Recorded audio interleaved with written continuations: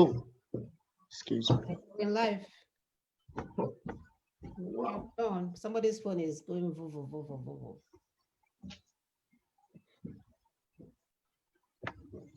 vo. All right. I think we are live. The way this thing sets up, it doesn't always come out right. Okay. Let's make sure. Yes, we are live. So good morning, my people. Welcome. It's Saturday. Last week I tried to give you guys a date and I gave a wrong date. So let me be sure that I'm actually saying the right date. Today is September the 26th of 2020, and the time here in Houston is 8:36. My name is Mona Sagana. I'm here with my sisters who will be introducing themselves shortly. So welcome. Thanks for joining us today. Sisters, please go ahead. Good morning, viewers. My name is Augusta Osike, and we are so glad to have you on today. We have a lot to discuss, and it's all about our freedom. Thank you for joining. Thank you, sister. Good morning, viewers. We appreciate your coming here today. My name is Eputa Simon Okube. I live in Lexington, Kentucky. We want to ask you this morning, what's the essence of your life as a Black and brown man or woman? What's the worth of your life? Why were you created? Why were you made? Is it just to fill up the space and prevent the earth from tilting? If you believe that your life is worth more than mere existence, then this talk show is for you. Thank you for watching. Thank you, sister. All right. So we have our topic today, which we've shared since Wednesday. Our topic today, yes, it's always on our platform. We try to post this topic by Wednesday of every week, no more than Thursdays. So it will be on our platform. But the topic today is satisfying the first fundamental of the United Nations instrument on the right to self-determination, satisfying the first fundamental of the UN instrument on the right to self-determination. Again, we have our information on our website. So given the death threat hanging over our heads, and when I say that, I mean we, the Nigerians, taking down the imposed Decree 24, or should we call it the 1999 Nigerian Military Constitution, it has become our collective urgent effort to take down that accomplished, or should I say unaccomplished constitution in a timely manner.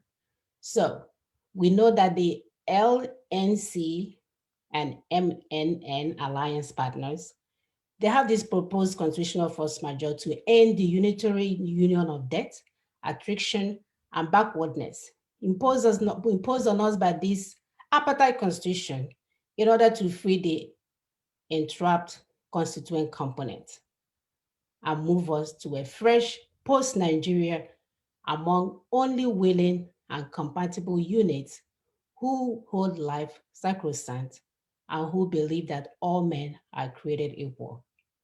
So with this first constitutional majeure, it's an excellent opportunity for all well-meaning and sincere citizens of these various nations to test true freedom and liberty. So as we prepare for the inevitable reconfiguration of the non-functioning Federation of Nigeria, which actually we know that collapsed since 1996, there is a need for us to understand how we got here. So we have videos from our brother, Chief Nyawodo, and also Professor Akintoye. So I am going to play the video to start off. Just to give you guys an idea, this video has been out in public for a while. Many of you may have seen it, but this is an opportunity to take a look, just to refresh our memory that it's not today that we've been lamenting about what's going on in Nigeria. So give me a moment.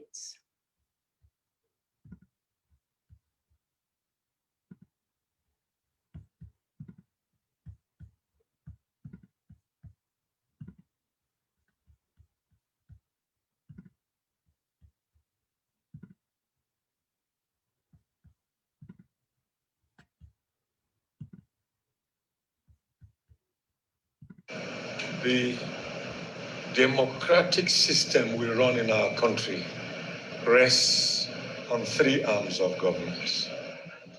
Of these three arms, the other two function in accordance with laws made by this arm.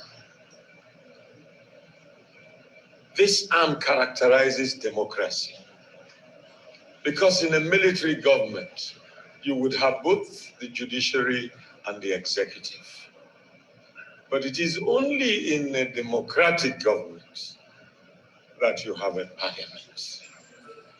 The parliament is a microcosm of the people because every section of the country has by adult suffrage delegated its voice to this parliament. So we believe that by visiting you today, we are coming to speak to the conscience of our country. We ask that this discussion today be as frank as possible, because in situations like this, unless the National Assembly rises like one man with a conscience, a commitment, and a patriotism to unveil the facade of partisan politics and partisan advantages and face the real issues of the nation, will stand on the edge of a precipice.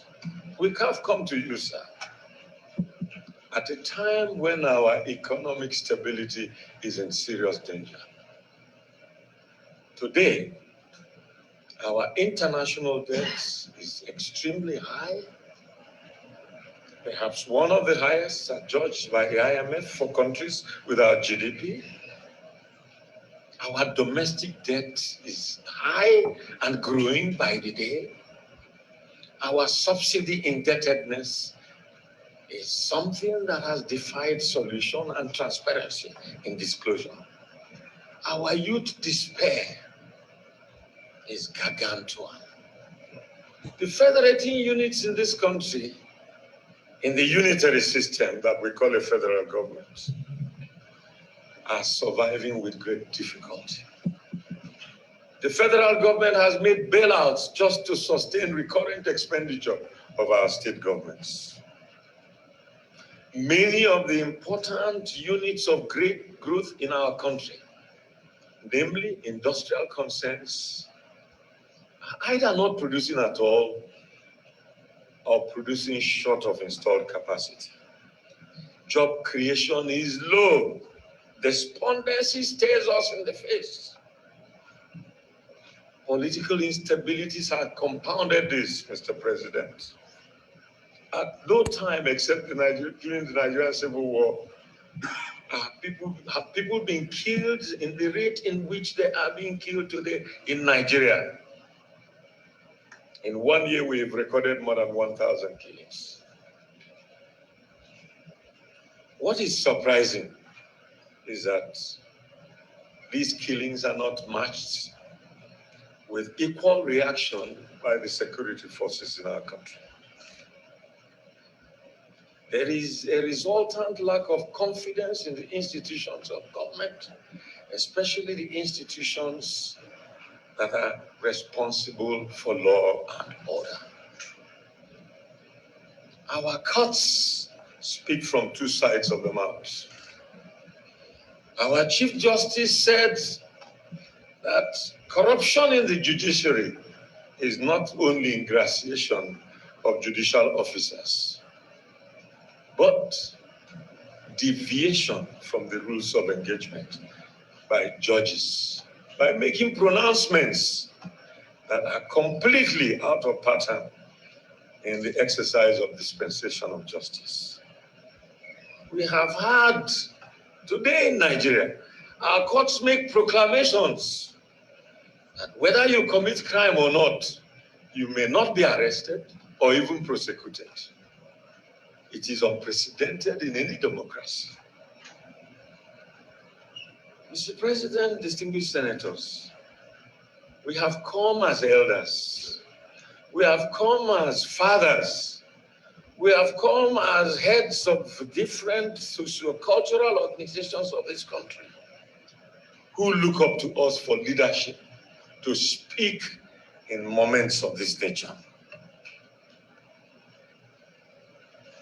We have looked at the problem of our country and we think that it is soluble, but we think that there is lack of will.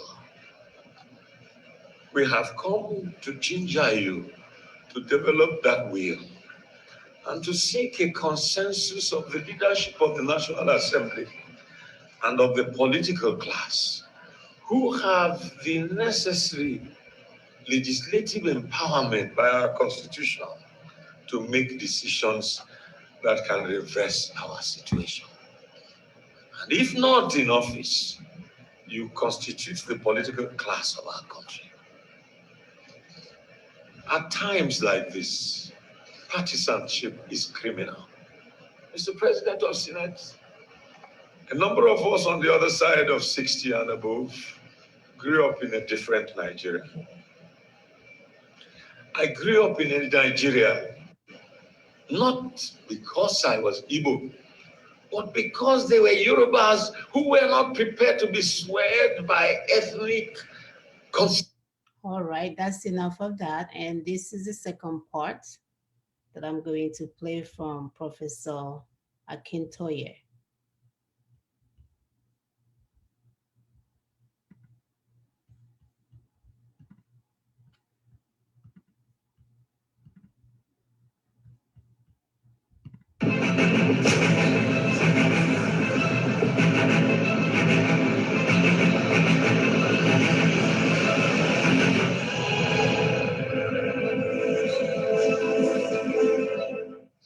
Hello and welcome. The 1914 amalgamation of the Northern and Southern protectorates has over time been scrutinized and criticized by aggrieved ethnic groups and political observers in Nigeria as a marriage of unwilling partners. Of course, this followed agitations over reports of marginalization and underdevelopment of the regions of those criticizing or the agitators. Now, successive governments have gone through phases of national conferences and dialogue to seek and promote a united Nigeria. Still, the issues remain and even reoccur. On Fireworks today, we'll revisit them as we set them against the nation's current realities and the popular calls for restructuring. Welcome to Fireworks on TVC. I am Bukola Samuel Wemimo. Let's take a moment. Life's full of little accidents, and Hyundai Tucson's lane keeping assist can help make sure they stay little. Get 0% APR with no payments for 90 days on the Tucson. Okay, this is not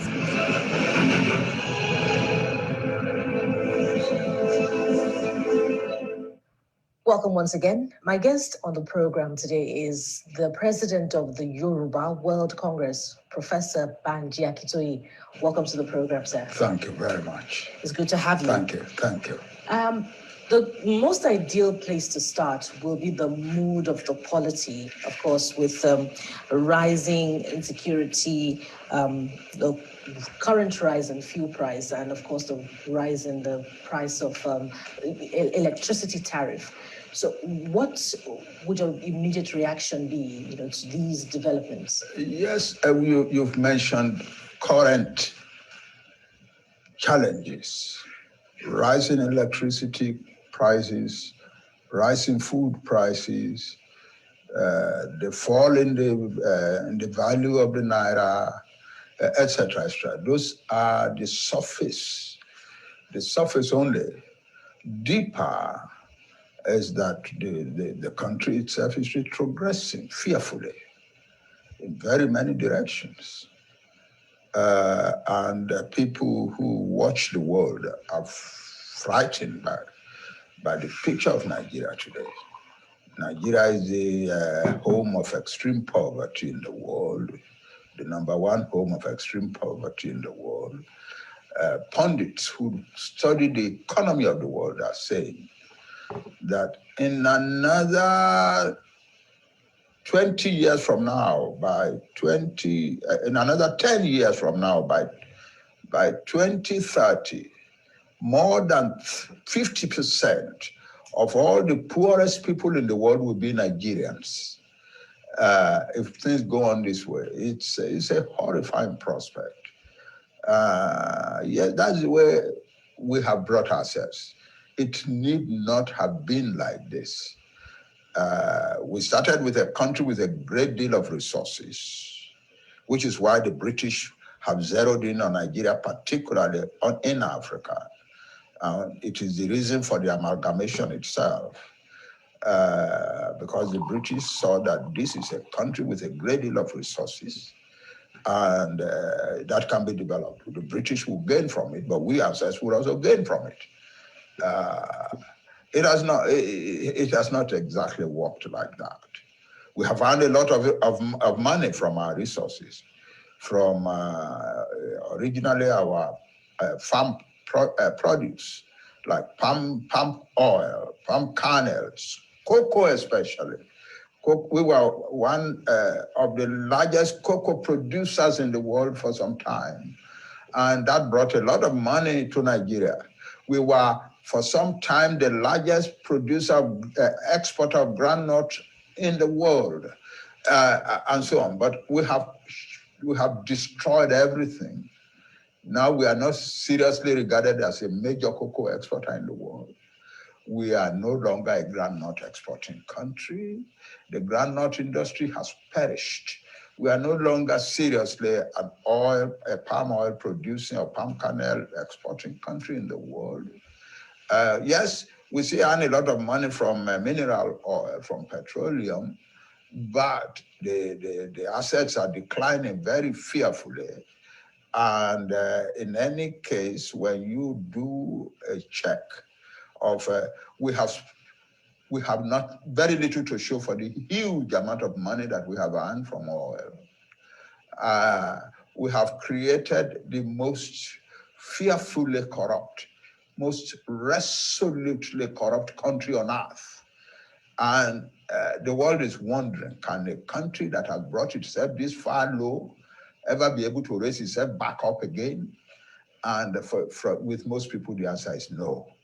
But rarely, your words are extreme, horrid, terrifying, the most corrupt, destruction of agricultural potential. But aren't the efforts of government get towards salvaging the situation itself? For example, the closure of the borders. And the likes, the ban on the importation of certain food crops that can be grown at home, cosmetics. And the efforts to stabilize the value of the naira against the dollar. Those are cosmetics. We have now arrived at a point at which we are the most violent country on earth in terms of when there is no war. In peacetime, the most violent country on earth. Now, every day sometimes one fears to open the papers in the morning or to watch television before going to bed. Because what we are going to be seeing stories of marauders, bandits going around and killing people and destroying property and so on and so forth. That's what we have become in Nigeria. We have become a country in which there is going on now a war of all against all. It is terrifying. I grew up in this country. All right. So we just want to, give you guys some insight as to how bad this country called Nigeria has deteriorated. And that is the reason why we are here every day talking to you guys about what we need to do in order to get out of this so-called marriage or apartheid constitution.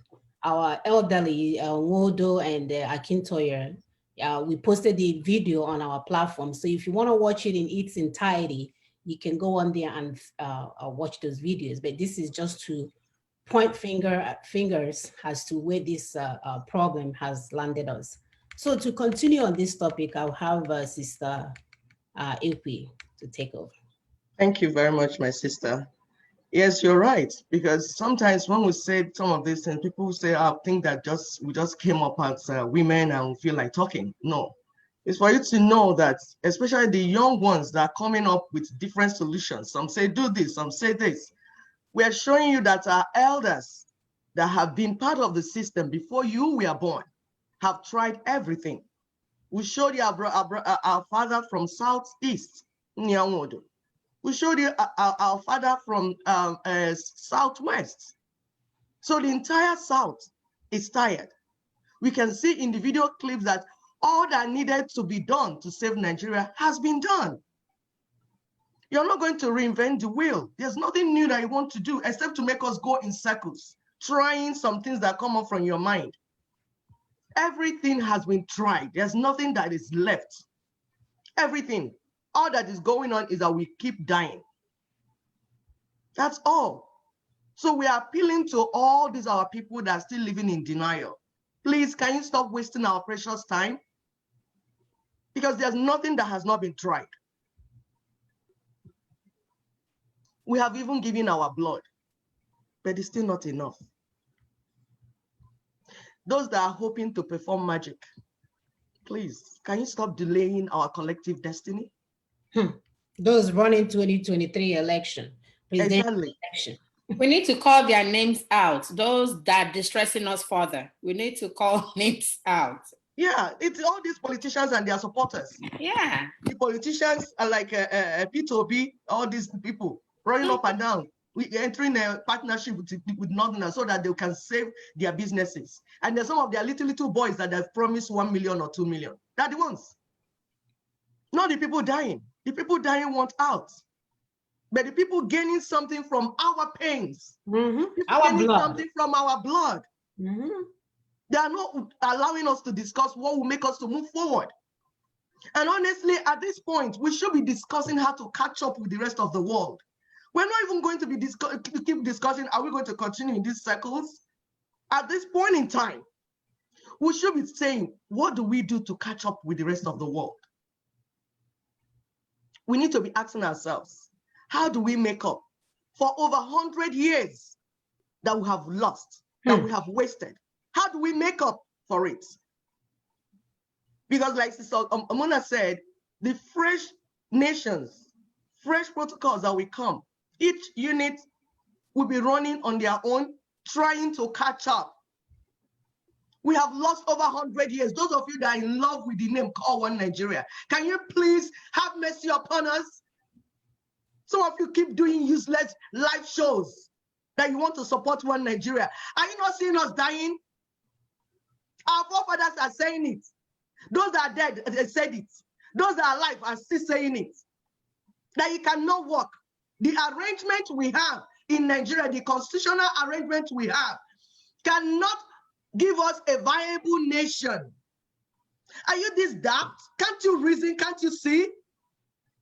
The foundation is wrong. It is time to bring down this apartheid constitution so that everybody that is entrapped in this unproductive union can move on. Can move on. Thank you. Unproductive indeed. Mr. Augusta, please go ahead. Thanks so much, Sister Mona, Sister Ekwe.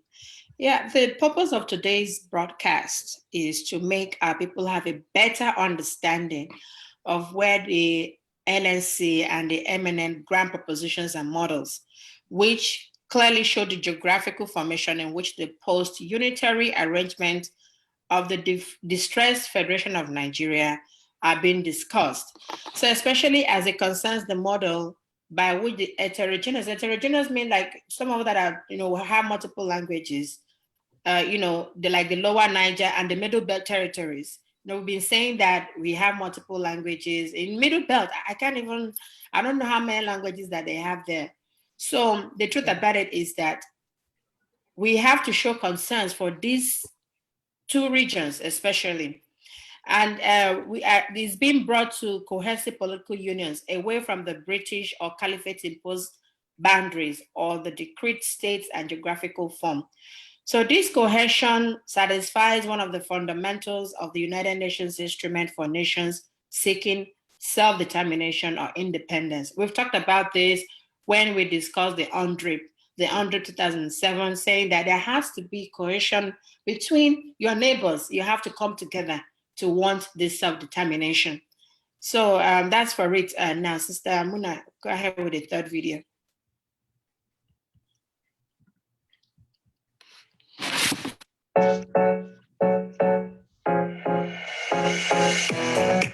Traveling across the United States and you are having town hall meetings with several people. Who are the people coming to the town hall meetings and what are you telling them? Well, the town hall meetings are being held with the diaspora population, the U.S. diaspora of the lower Niger. If you focus a little here, for the purpose of illustration and expression, this is Nigeria in along its natural fault lines, and the parts here, which they now call the South and Southeast geopolitical zone. For the purpose of what we are doing now, I'm sure you saw the Ansari video in which he was talking about the futility of going for Niger Delta Republic or the Biafra that looks like an Igbo, and he says, unless the peoples of the territory find some way to integrate themselves into one block to look for answers to the many questions hanging over them, it will be journey to nowhere. And so the organization I am secretary to is called the Lower Niger Congress. The territory, the Lower Niger, is the combination of this old Midwestern region and the old Eastern region. And if you take a zoom, you will see the map we have here. That's just the territory, that combination of the two. But the difference here is that we're not inviting them as people from River State or Abia State or Edo State. We're inviting them as Ijo, Igbo, Anam, Efik, Ishekiri, as you see in the map here. And what we're telling them is, look, that the constitution of Nigeria is heading irreversibly to a major reconstruction. And that if we go back to this map, that the 12 states that, let's use this, that the 12 contiguous states here that passed Sharia almost simultaneously in year 2000, our contention is that they had seceded from the secular union we thought we were building with them. And at the time the Constitution of Nigeria is being disputed as a fraud, you remember we went to court in 2007. At the time we had done pro-NACO to create a new consensus. We went to try to we went to court to set in motion a process by which that fraudulent constitution will be eased out, like the apartheid constitution was eased out in 1990 to 94 from South Africa. And what the situation represented is that if in the midst of that kind of a debate, 12 contiguous states simultaneously impose Sharia, which is expressly forbidden by the constitution, we thought we had to, rework in some way. Our joint contention is that, and when I say our here, I mean the contention of the rest of the country, is that these 12 states had seceded from that point from the union. And we didn't want to keep the constitution that was already being disputed everywhere as the basis of the balance of the union. And so in 2011, we had under the aegis of the Movement for New Nigeria, which I also happen to be co-convener. What is Movement for New Nigeria? The cooperation platform of these three blocks, the Lower Niger, the Middle Belt, and the Yoruba Southwest, just to take care of the rest of Nigeria, so that we don't, in running away from Nigeria, become Somalia. We began to talk amongst ourselves to say in which formations are we willing to carry on post Nigeria, because the Nigeria that our fathers negotiated in Lancaster House. All right. So that is the end of that video there. Sister Augusta, go ahead. Yes, Sister Muna. So the 1885, Sister Ekwe, do you have the map so that you can show them this map? Sister Ekwe? Oh, you have it. Use yours now. Because I have to read, and okay, let me just read at the same time. So the 1885 ethno-linguistic map of the Lower Niger, this is the map that, covers every one of us here.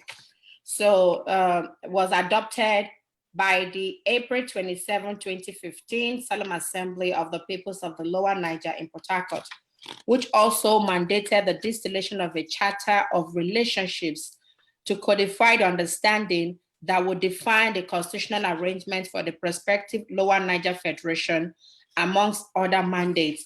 What they mean by charter or relationship is that everybody is going to come together and we will determine what we want. This is not a one-man show. This is not somebody saying, oh, this is how it must be. We all have to be part of the decision making. So this map that you see right here, it contains 100% of the 1967 at the middle here, where we have the Biafra of 1967. It contains all of us here, the old eastern region of Nigerian territory that was declared Republic of Biafra. That's on the 30th of May in 1967, as well 100% of the 1967 Midwestern region of Nigeria, and therefore brings the vast Igbo territories, the Anioma, the Ndokwa, etc. in, and Ijaw territories that were there in 1967 Midwestern region of Nigeria back into the fold of their kith and kin in the old eastern region. So this map covers all of us. We have been carrying this map up and down. People say we are talking about map. If we are talking about Biafra, it's this tiny little spot in the middle that we are just talking about. But this map covers all of us. It covers those from the Midwestern area and those from the South area. This is what covers everybody. And this is the map that we have been talking about. This is the map of the new nation as we go ahead. So, okay, whilst also bringing the rest of the Southern Nigerian minorities, the so-called, it also brings the Southern minorities into the fold, like the Benin, the Eshan, the Robo, the Shekiri, the Soko, into the wider Lower Niger fold as a prospective federation of 6 broad ethno-linguistic groups that can easily achieve internal cohesion as a block of 70 million people who can hold their own on a global stage. So this map covers all. When we say 70 million, we're talking exactly about this map, not the one in the middle. The middle is just the Igbo territory, probably the 5 states that were declared Biafra in those days. But this one covers all of us. So it's important we go as this versus going as just the one in the middle. All right, Sister Muna, the first video.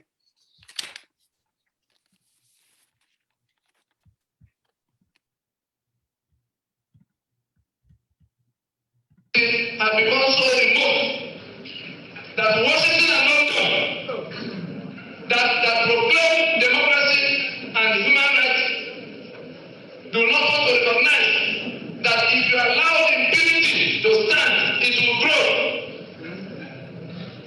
Muhammad Buhari has not been brought to justice himself and his confederates in that mass killing of the people for where they come from. Therefore, we say we will be the town hall meetings should include consultations in the international arena to explain to everybody how we came to this decision. Is that decision carried to go to the town hall? Decision number 5 carried. Mandate number 5 to set up an all-purpose committee from this gathering that will continue consultations with people who did not get here amongst our people. Is that decision carried? Finally, this August assembly, solemn as it were, Lower Niger Congress proposes that this some of our people, those from any of these states, as Nigeria called them, from this territory, who may have been elected to go to Abuja as representative, who may be appointed as minister, who may be called upon to come to serve in any capacity in Abuja. This August body is being requested by Lower Niger Congress to mandate a recall, a return home for consultation before the business of governance in Abuja will continue. Those who are so affected, we are not telling them any particular thing other than to come home and consult before they proceed. Those of them who will refuse to come, of course, should know upfront that they are in Abuja entirely on their own accord.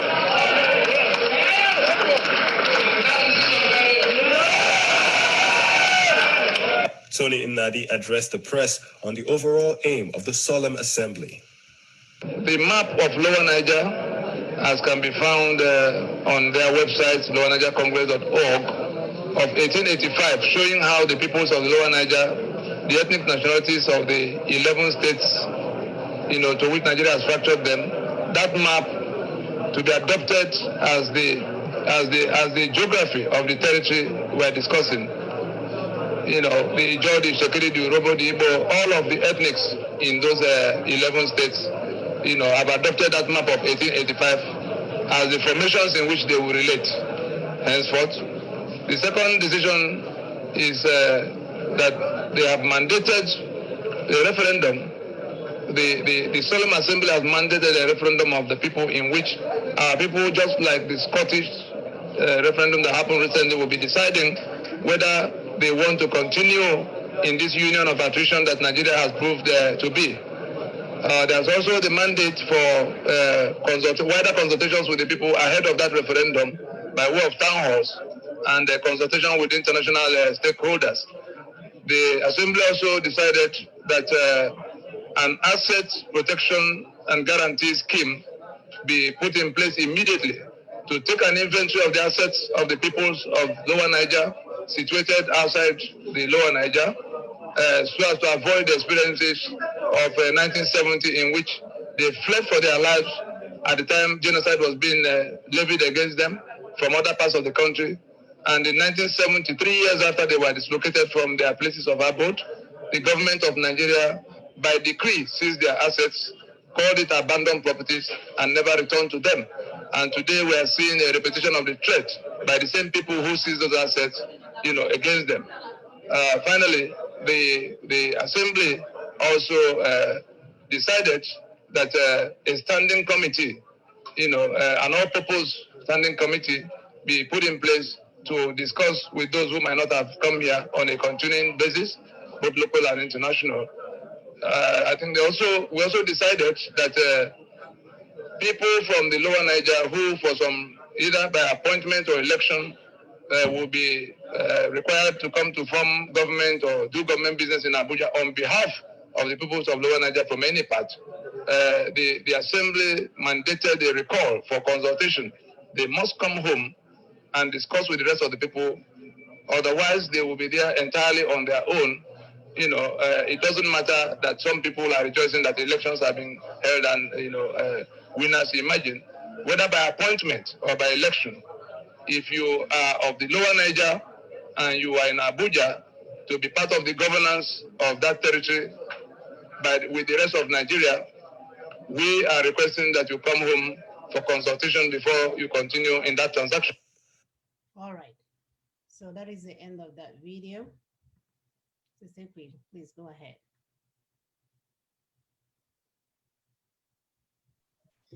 Okay, thank you very much, Sister Muna. That was like she said, the Solemn Assembly of the peoples of Lower Niger. The people that Sister Augusta described and showed the map that represent them.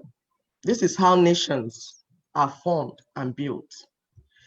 You need to sit down with owners of the land, negotiate with them, agree to go for independence or to go for anything you want to go. You don't do it on their behalf. And according to the United Nations Protocol, which we mention all the time in this show, each people going for independence must be on the ancestral land. And over there, they have a brochure, they have a documentation of all the peoples of this world and the land they occupy and the space they occupy. This is common sense. If you now approach them, you say, is it that one, that other one that is so place? That's the one we want. It's common sense. You can't just go to them and say, my name is Biafra, I want freedom. It doesn't make sense. So it has to tally with what they have so that you say, this is what we're talking about. This is where it's beginning. This is where it's ending. And we have discussed with the owners of the land and we have agreed. And then you show them a written document of that agreement. You can't say by word of mouth that you have agreed with the peoples of the land. You will show them, this is the documentation. This is the video. Like this video we showed you now, you saw the crowd there. You saw different peoples with their own flag and their own, this showing that we are represented, we are here. We are the people, we are the owners of the land. We are doing this thing with these other people. We are forming this partnership with these other people. You see, especially those of us in Southeast, we don't want a repeat of 1967 because that war was so impromptu. They were killing us and we just wanted to defend ourselves. Even our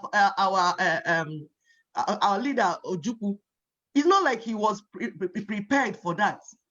It's just something that happened that killed our people. So it was a spur of the moment thing. So we didn't even do all the necessary consultations that we needed to do. So it's so important to us because as a result of that, an alliance was built by the Fulani Caliphate, that 1967. They took some of our people, negotiated with them, formed an alliance against us. And that's why we were killed in that number. So part of what we're going to do this time around, and we have done, and LNC have done, is to do something, build an alliance that will counter the previous Fulani Caliphate alliance. You see, this type of alliance we're talking about is not the type you achieve from broadcast. It's not the one you get from on social media or through press releases. It's not the one you announce on social media. You will need to get down from your high horse. Yes, my sister is showing that alliance. That's the alliance, the non-Sharia alliance. All the peoples in that white region. You have to get down from your high horse, go to them in person and present your proposal to them for them to evaluate it properly. Then you wait for them to check it, look at it, understand it. It's not something you do under duress. It's not something you do in a hurry. They will look at it, consult their own people, like LFC has already done. They went to Obo of Benin, they went to all the people in lower Niger Delta areas. Exactly. Some places that vehicles could not go, that you have to go with sheep and with boats and with all the interior, all those interior places, went there to meet them. Sit with them, say, this is the proposal we are making. They told them, oh yeah, go. Let's check it. Benin people, it took them 6 months to call all their people to look at it. Over Benin, they look at it. They say, okay, we are satisfied with this. We accept it in their clear minds. Not when you are shouting at them. Not when they've not slept. Not when you have insulted them and you're rude to them. Or cussing them out. If you are rude to them and you're insulting them, how do you want to go into a nationhood with them? Does it even make sense to anyone? No one forms alliance by going to the streets to join people that are protesting. This is so childish. It's not done. And what baffles me most is that these people doing this thing, they know that all this have been achieved. This alliance has been achieved. These negotiations, consultations, all have been done. But they're still bent on wasting our time. They're still bent on allowing our people die stupidly. They actually want us to wait another 7 years to see if they can buy alliance and buy some allies with the money that we contributed. On a monthly basis. On monthly basis. They're still trying to see if anyone out there will want to meet them. Nobody wants to meet with you because you're a rogue franchise. Exactly. You're not representing the people. No. You have not consulted with the people and you're on your own. So nobody will have any meaningful meeting with you. You're just a wicked criminal. If you are not a wicked criminal, like we have insisted on this platform, why will you be trying to reinvent the wheel? At this critical time. At this critical time. That's true. Why will you be wasting our time trying to do what has been done already? And you know about it. The funny thing is that he knows about this. That's the funny thing. He has had this document for like several years. He knows the pathway and he's trying to impede it at every junction. An opportunity that he gets. Destroying the work that has been done for years. Done already. 20 years work. 20 years of going underground to consult the peoples. Present protocols, present proposals to them. Give them time to go and check it. They will tell you go and come. Some, they have to go and come, go and come. They will meet their elders. They will call their elites. They say, examine this thing. Because in the Nigeria that we formed, we didn't have that opportunity. We were just sleeping. 1914, they woke up and said, Bam, you are Nigeria now. We didn't have that opportunity. Nobody gave us that opportunity. And we said, we're not going to get it wrong this time around. We're going to negotiate with everyone that is in that space. Talk with them, discuss with them, and agree whether we're going to do this thing together. They will check whether they like us. Whether the way we talk to them, do we even respect them? Do we respect their fathers? This is what somebody is on broadcast destroying. Years of negotiations and agreements that people have gone into. We're showing you evidence. We're showing you pictures. We're showing you videos. There are documents already signed. Why? Why do you want to do this? That means you're a criminal and you never wanted freedom for our people. That's right. All you just want to introduce is your own kingdom. You want to impose your kingdom upon us, or so that you continue to milk us to death. Where your brother-in-law is the spiritual leader. Oh my exactly. God. Your brother-in-law is the spiritual leader. Your sister is the mother of heaven. Your auntie is the financial minister. Your auntie is the financial minister. Your sister is the Nigerian police officer that is pinpointing our people are getting them killed for no reason. And your brother is the supervisor of the projects. And marking out those that will go to prison and those that will die inside the prison, those that they will use food to poison inside the prison. And those that they will kill. We have not formed nation with you. We have not formed nation with you yet, too. And you're pointing us out those that will be killed. Look at the other pastor that they put gun on his head. They want to kill him. We are not forming a nation yet with you. We are still negotiating whether we want to go with you. You're already trying to kill us. Does it make sense that anybody will listen to you? Nobody will listen to you. And he's been ranting about the Fulanis and Fulanis now. He has not even killed one Fulani. No, he has not killed one. He has not killed one ex-man. No. It's our own people. Because his people are saying, we don't trust this thing you're doing. What you're doing looks so criminal. It looks so childish. It's so fake. It's so childish. This does not represent who we are. Yeah. This is not right. Because of that, you will kill them. Are you not Hitler? If I call you Hitler, am I making a mistake? No. Worse than Hitler. Did. Worse than 6 million, yes. 6 million Jews died. 12 million Germans died. I wasn't asking for donation, though, was he? Yeah, he wasn't, because he was already in charge of the nation and he had all the. He had all the financial. That's why he was killing the people. So this one came for donation, and now he has the donation. He has all that money. and he wants to use it to kill us. So what we're saying that the what it means is that some people actually sat down and carefully crafted a fraudulent scheme. I call it Ponzi scheme. That's what it is. That they know that will not lead to anywhere. They sat down, crafted it out. Our people poured. Somebody was saying that it's only in our land that you see where a whole nation carried their entire money and wealth and gave to one man. And he became Lord over us. Yes, without questions, without clarifications. And these are people that call themselves educated. Sometimes I talk to some of them, I'm like, where did you get your certificate from? Because actually what happened is that some of them are not really educated. You know, our people, because of what we have gone through, so they will just memorize whatever. I remember I didn't go to school. They say, hey, show me. What did they say we should read? Exam is coming tomorrow. What did they say we should read? Okay, just tell me. If you're even trying to explain to them, they'll say, no, don't explain. Just tell me how to memorize it. I just want to write this and pass. The difference is that when you come out, you're not educated. You are no illiterate. application. Yes, you are an illiterate carrying a certificate. That's it. So you're not educated. And then when some of us are talking to you, your brain cannot work because you never exercised your brain. So it can't function. You can't give what you don't have. And what we're saying right now is that all these semi-literate people should please stay out of the way, because we, the women, we have come.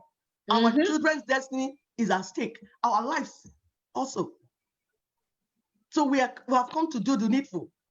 And we thank LNC and MLN Alliance. We thank the Yorubas on what they're doing. We can see what they're doing. That's cohesion. That's how you sit down and plan together and you move with your voice. But in our own space, we have criminals, and some people are pushing them forward. Some people are hailing them. And we've been telling them for years, this is not right. And we're insisting it's not right. And we'll continue to insist that it's not right. And we'll do the right thing. Thank you, my sisters. Thank you. Thank you, Sister Queen. So we're ready for phone calls. We're ready for Zoom. So I see someone is already in. So you can log in the meeting ID number. Actually, let me pin it. It's there. So if you're watching us on this platform, you can see that information is not hidden. It's on top of our topic for today. But I'll just go ahead and pin it just to make it even more convenient. So join us on Zoom and give us your contribution. Please limit your contribution to today's topic.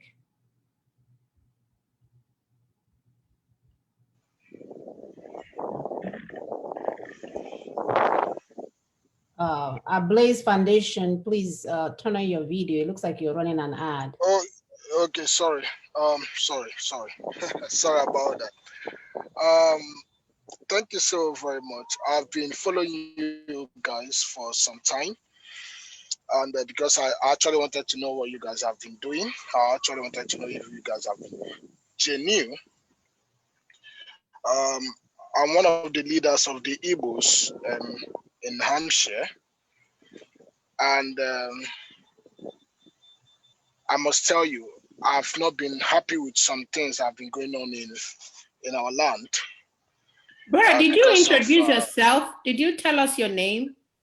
Your full name? Oh, sorry, but my name is Prosper Ileti. Ileti, good. So, yeah, good. In 2014, my car was bashed by the so-called IPOB members, and they threatened that they would kill me, do that. And I was wondering, why did they bash my car? Because they saw my logo, our logo, Nigerian Navy.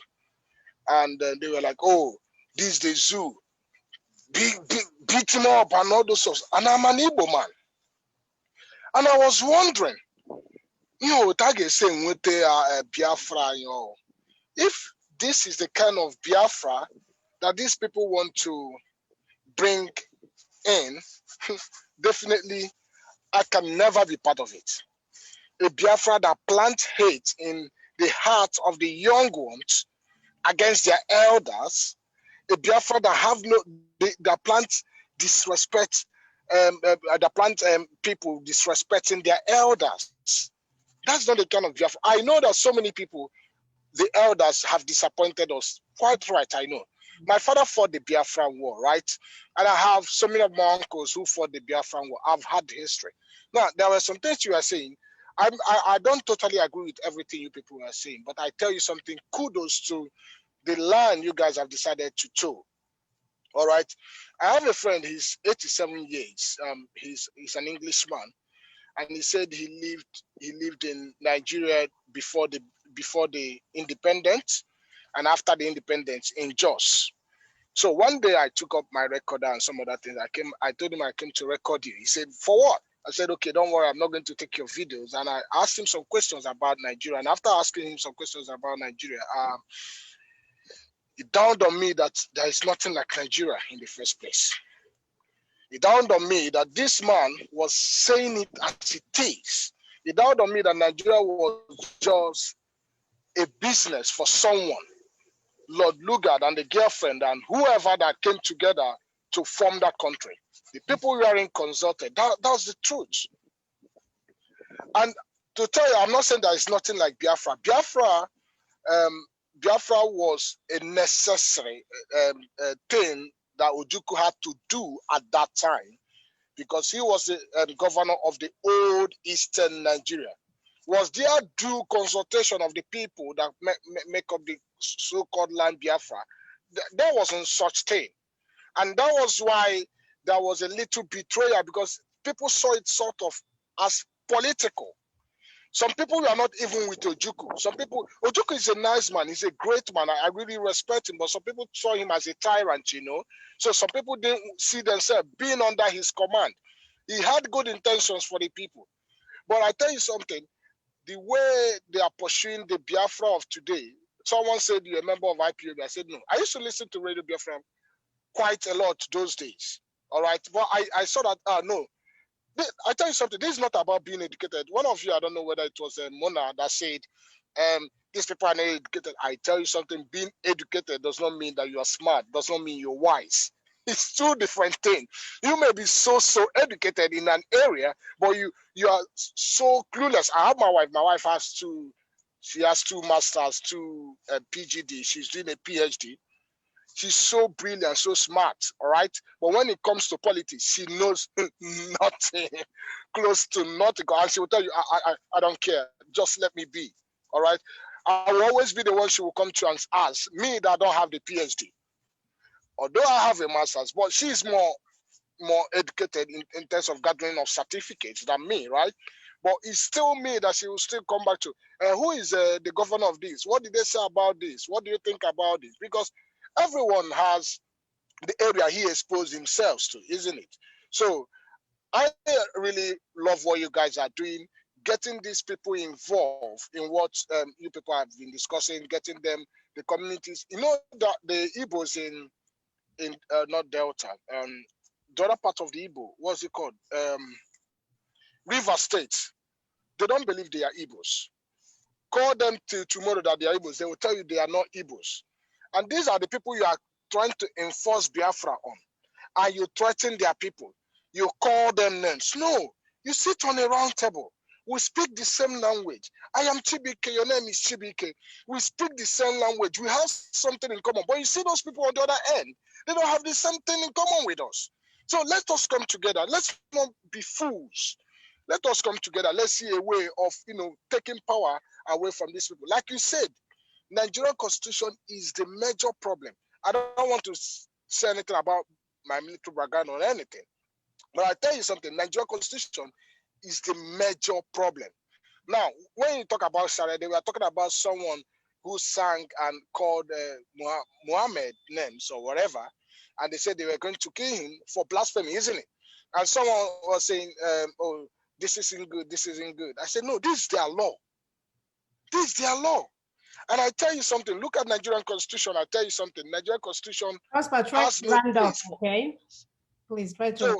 Oh, thank you so much. So I really appreciate what you guys are doing. I know very well that you guys have been. I look at the comments on the comment sections. I think you guys should stop, responding to people. If I'm the one, stop responding to them. Continue doing what you are doing. I keep telling people listen to this channel, Daughters of. When I saw all ladies, I first was like, oh, they've come again. But when I listened to what you guys were saying, I saw wisdom, I saw sense. I may not agree with everything. You guys should keep doing what you are doing. Don't be discouraged by comments and by side talks. In fact, if there is a way of not responding to them, do that, don't respond to them, keep doing what you are doing. And I tell you, so many people like us are in support of you. I prefer giving my money to something that looks real, that someone trying to, be a lord over me. And then you're trying to tell me that you want to get independent from a country, and then I would then be your slave. It doesn't make sense. I don't know what you're saying. Thank you so very much, and keep doing what you're doing. Thank you, Brother Prosper. Have a wonderful day. Can I clarify a little bit? Yes, I wanted please, to. when we say education or something, we're not trying to like lord it over people. Being educated means being informed in that area. No, that's not what he said. He said that we are saying that those people are not educated. Yeah, no, I'm getting there. So, like we explained, they might have certificates, but they are not informed in whatever they're saying.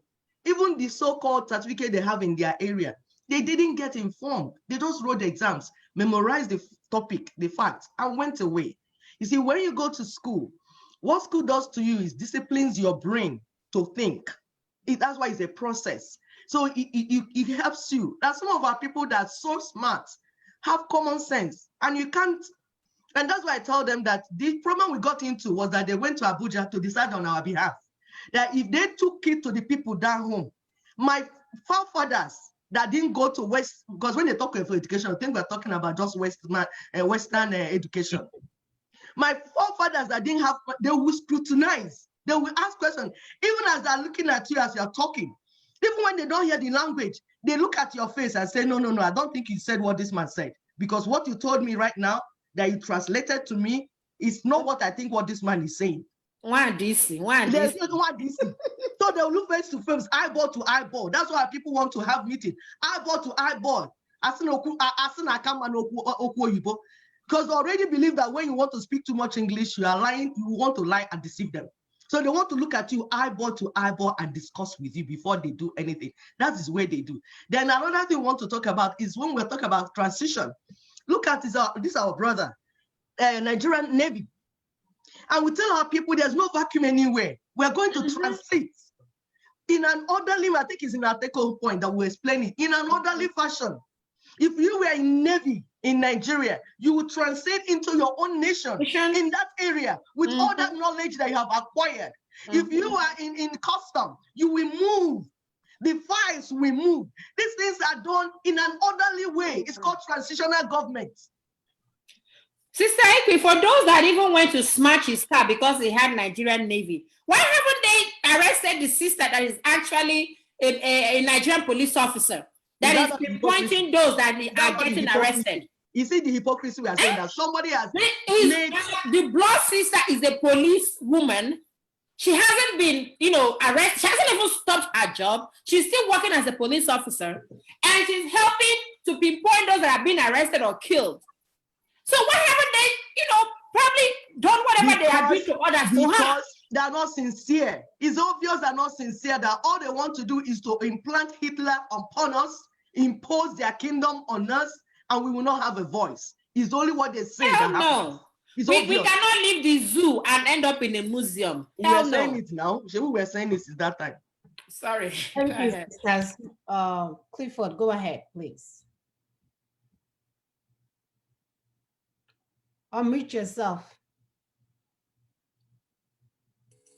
Thank you very much, ladies, for giving me the opportunity to interact and also give my own feedback.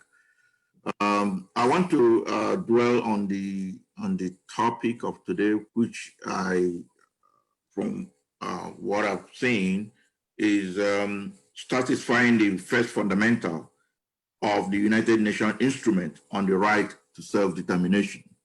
And I'll be speaking with respect to what I call the footprint, the geography, or the map of the area in contention. I want listeners and everybody who is having the opportunity to watch this program to understand that there is an Igbo proverb. If I translate it to English, it says, "You don't carry a child that has no name." That's the Igbo way of translating it. When you talk about self-determination, when you talk about independence, when you talk about sovereignty, you are talking about a people, you are talking about an area. And you must have a definite boundary. You must have a definite territory you are talking about. And therefore, I see it as one of the first, in fact, the first order of business is to define the area you are talking about. And it becomes more complex. It becomes more, it becomes tougher if that area is heterogeneous. In other words, if it is an area that composed of diverse ethnic nationalities, which is where we found ourselves in the lower Niger territory. And that was the reason why it becomes tougher if that area is heterogeneous. In other words, if it is an area that composed of diverse nationalities, which is where we found ourselves in the lower Niger territory. And that was the reason why it becomes tougher if that area is heterogeneous. In other words, if it is an area that composed of diverse.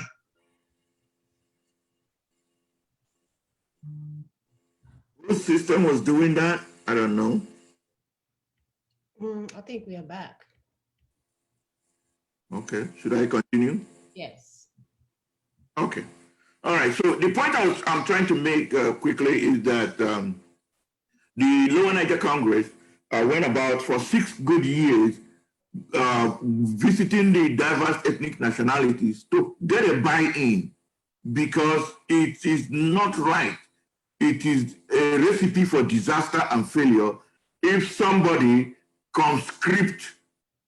just sits one place and conscript other ethnic nationalities into a formation without discussing with them. Let me even use a live example. Let me use something very common. I'm a man. You ladies there, you are ladies, and you are married, and I'm married. I was the one that had to go to my wife to talk to her. And I believe it was the same thing on your side. Your husband went you. I didn't stay in my home and then say, hey, you come and be my wife, whether you like it or not.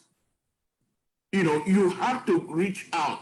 You have to discuss. You have to negotiate. You have to interact before you begin to work together. Like they normally quote in the Bible that, you cannot work together except they agree.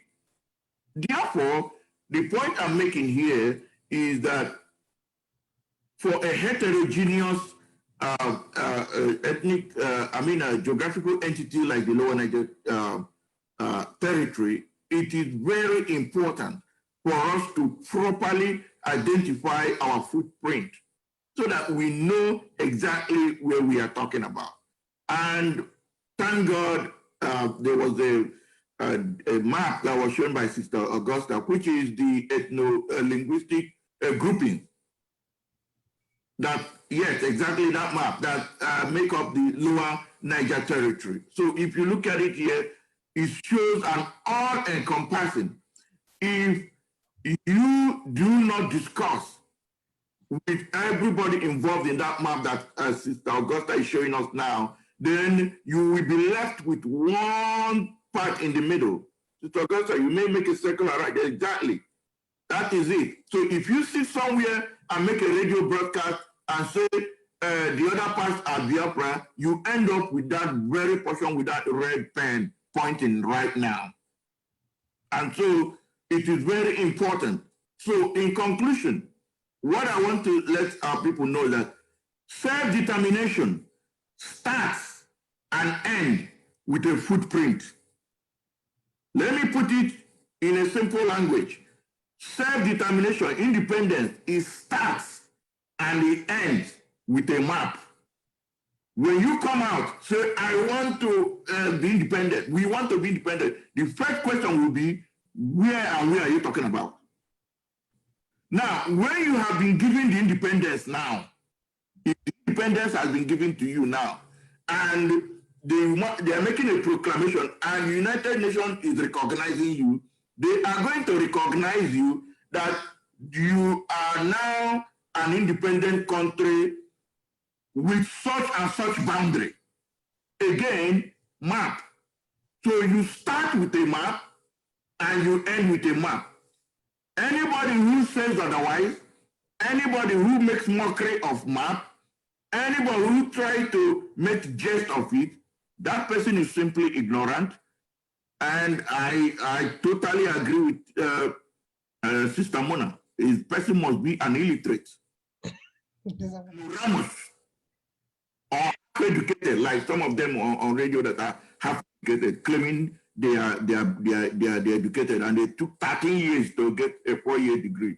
So the point here is that you must start and end with a map, and that's one of the because where I'm saying this is in respect to your topic today is one of the fundamentals. There must be a footprint, and for a heterogeneous geographical entity like we have, you must have an understanding among those who are within that footprint. Otherwise, it will be Akoko Michael Jaya. You will be somewhere in exile and mandating people to go and die back home. Thank you very much, ladies, and appreciate your time. Bye-bye for now. Thank you, Mazi, for that input. We have Infinity Hot 8. Which according to YouTube, they claim that we're doing ads. So try to input your name on your device when you are coming up. So Infinity Hot 8, I don't know if you're still okay. I think he left. He couldn't connect. All right, you can call us on WhatsApp as well. Or you can try to call back again. The Zoom button is there to log in, okay, with the as well as the password to log in. So as we are talking today, MAP is an important part of what we are doing. Brother Clifford made it clear as to why we need that MAP. So you can go and have an outburst, an emergency outburst, and say, this is who I am. They need some type of map in order to agree with you or not agree with you. So thank you, Mazu, for that input. So Infinity Hot 8 is back. Hopefully he can connect, And we come out here every day. So Prosper, thank you so much for the input that you made earlier. So this is not about, we are not here to show face or to do gara-gara. We are really serious about what we are discussing here. We keep lamenting that the lives of our children depends on us getting this thing right. So Infinity 8, you can go ahead and talk. I'm not sure why you're raising your hand. Hello? Are you connected even?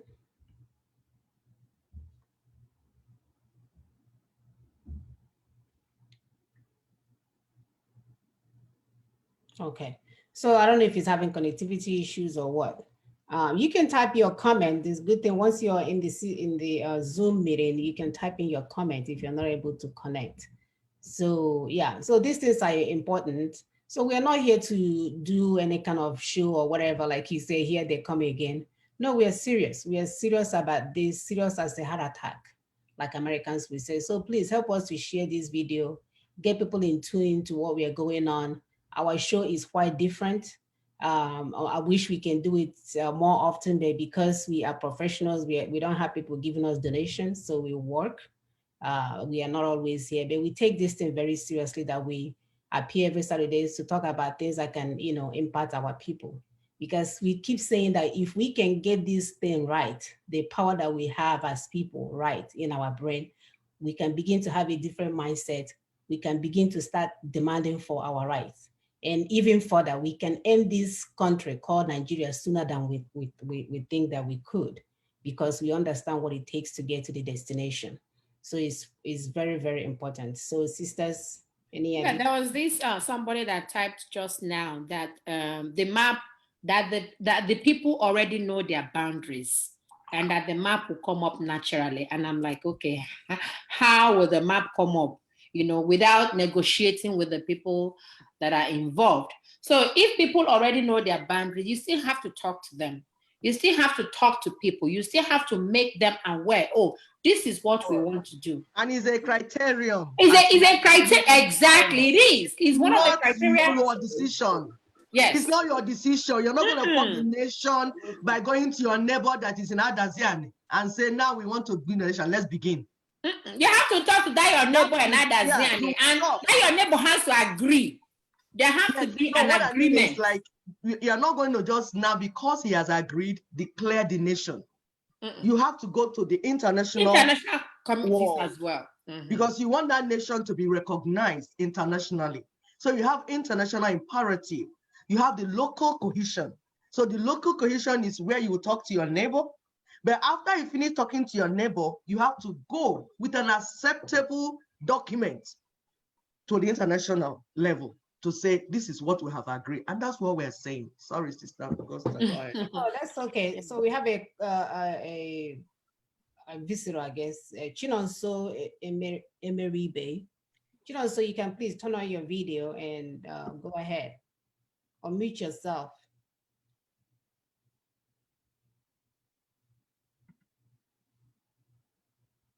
Chinonso, are you still there? The connectivity issues, it's always one thing. Chinonso, are you still there?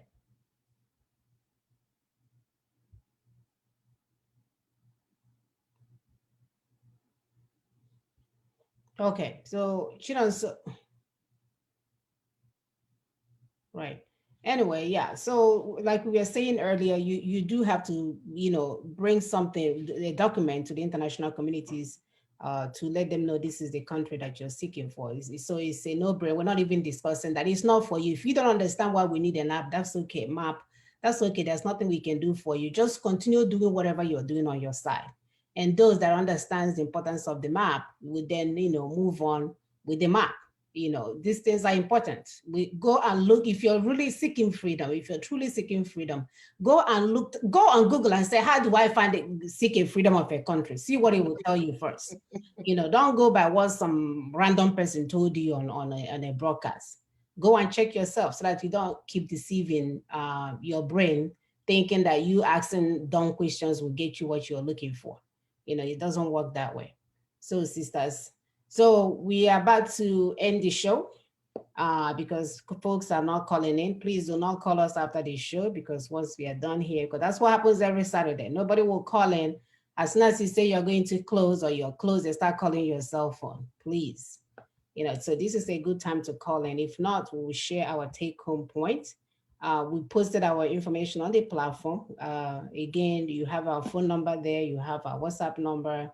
You have the meeting ID number. So you have 3 ways to log in and give us your contribution.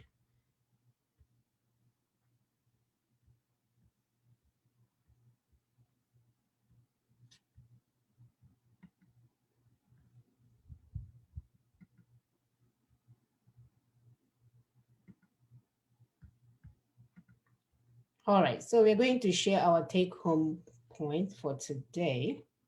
We'll post these take-home points on our platform as well. Sisters, are we going to do it in different language? Are you all ready? Yeah, I can do that of Igbo. Okay. I'll try a little bit. I'm not professional Igbo or whatever, but since it's my language, I'll try a little bit. Hold on, somebody just logged in, really? Okay, so let's just give them chance. I'm sure it's connectivity, Right. Some places it's so difficult to get a stable network. It's sad. I know my people always want to talk. It's just that the machine they want to use might not be willing to cooperate with them. Right. And that's why we are allowing WhatsApp, because we understand. Yeah. So So you can try WhatsApp. It's not working. If it's not working. So Hamilton, Ibokwe, you can go ahead. Hamilton, please turn on your video and go ahead. Hamilton, okay. Galaxy 880, can you turn on your video and go ahead? Hello. Hamilton, you have to unmute yourself.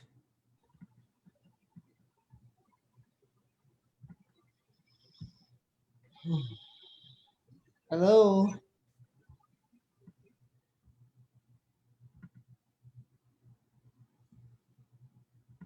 Wow. Hamilton, you have to unmute yourself. You are muted, so I don't know what's going on. Guys, come on, we gotta go. If it's not working, why don't you try WhatsApp? Try calling us on WhatsApp.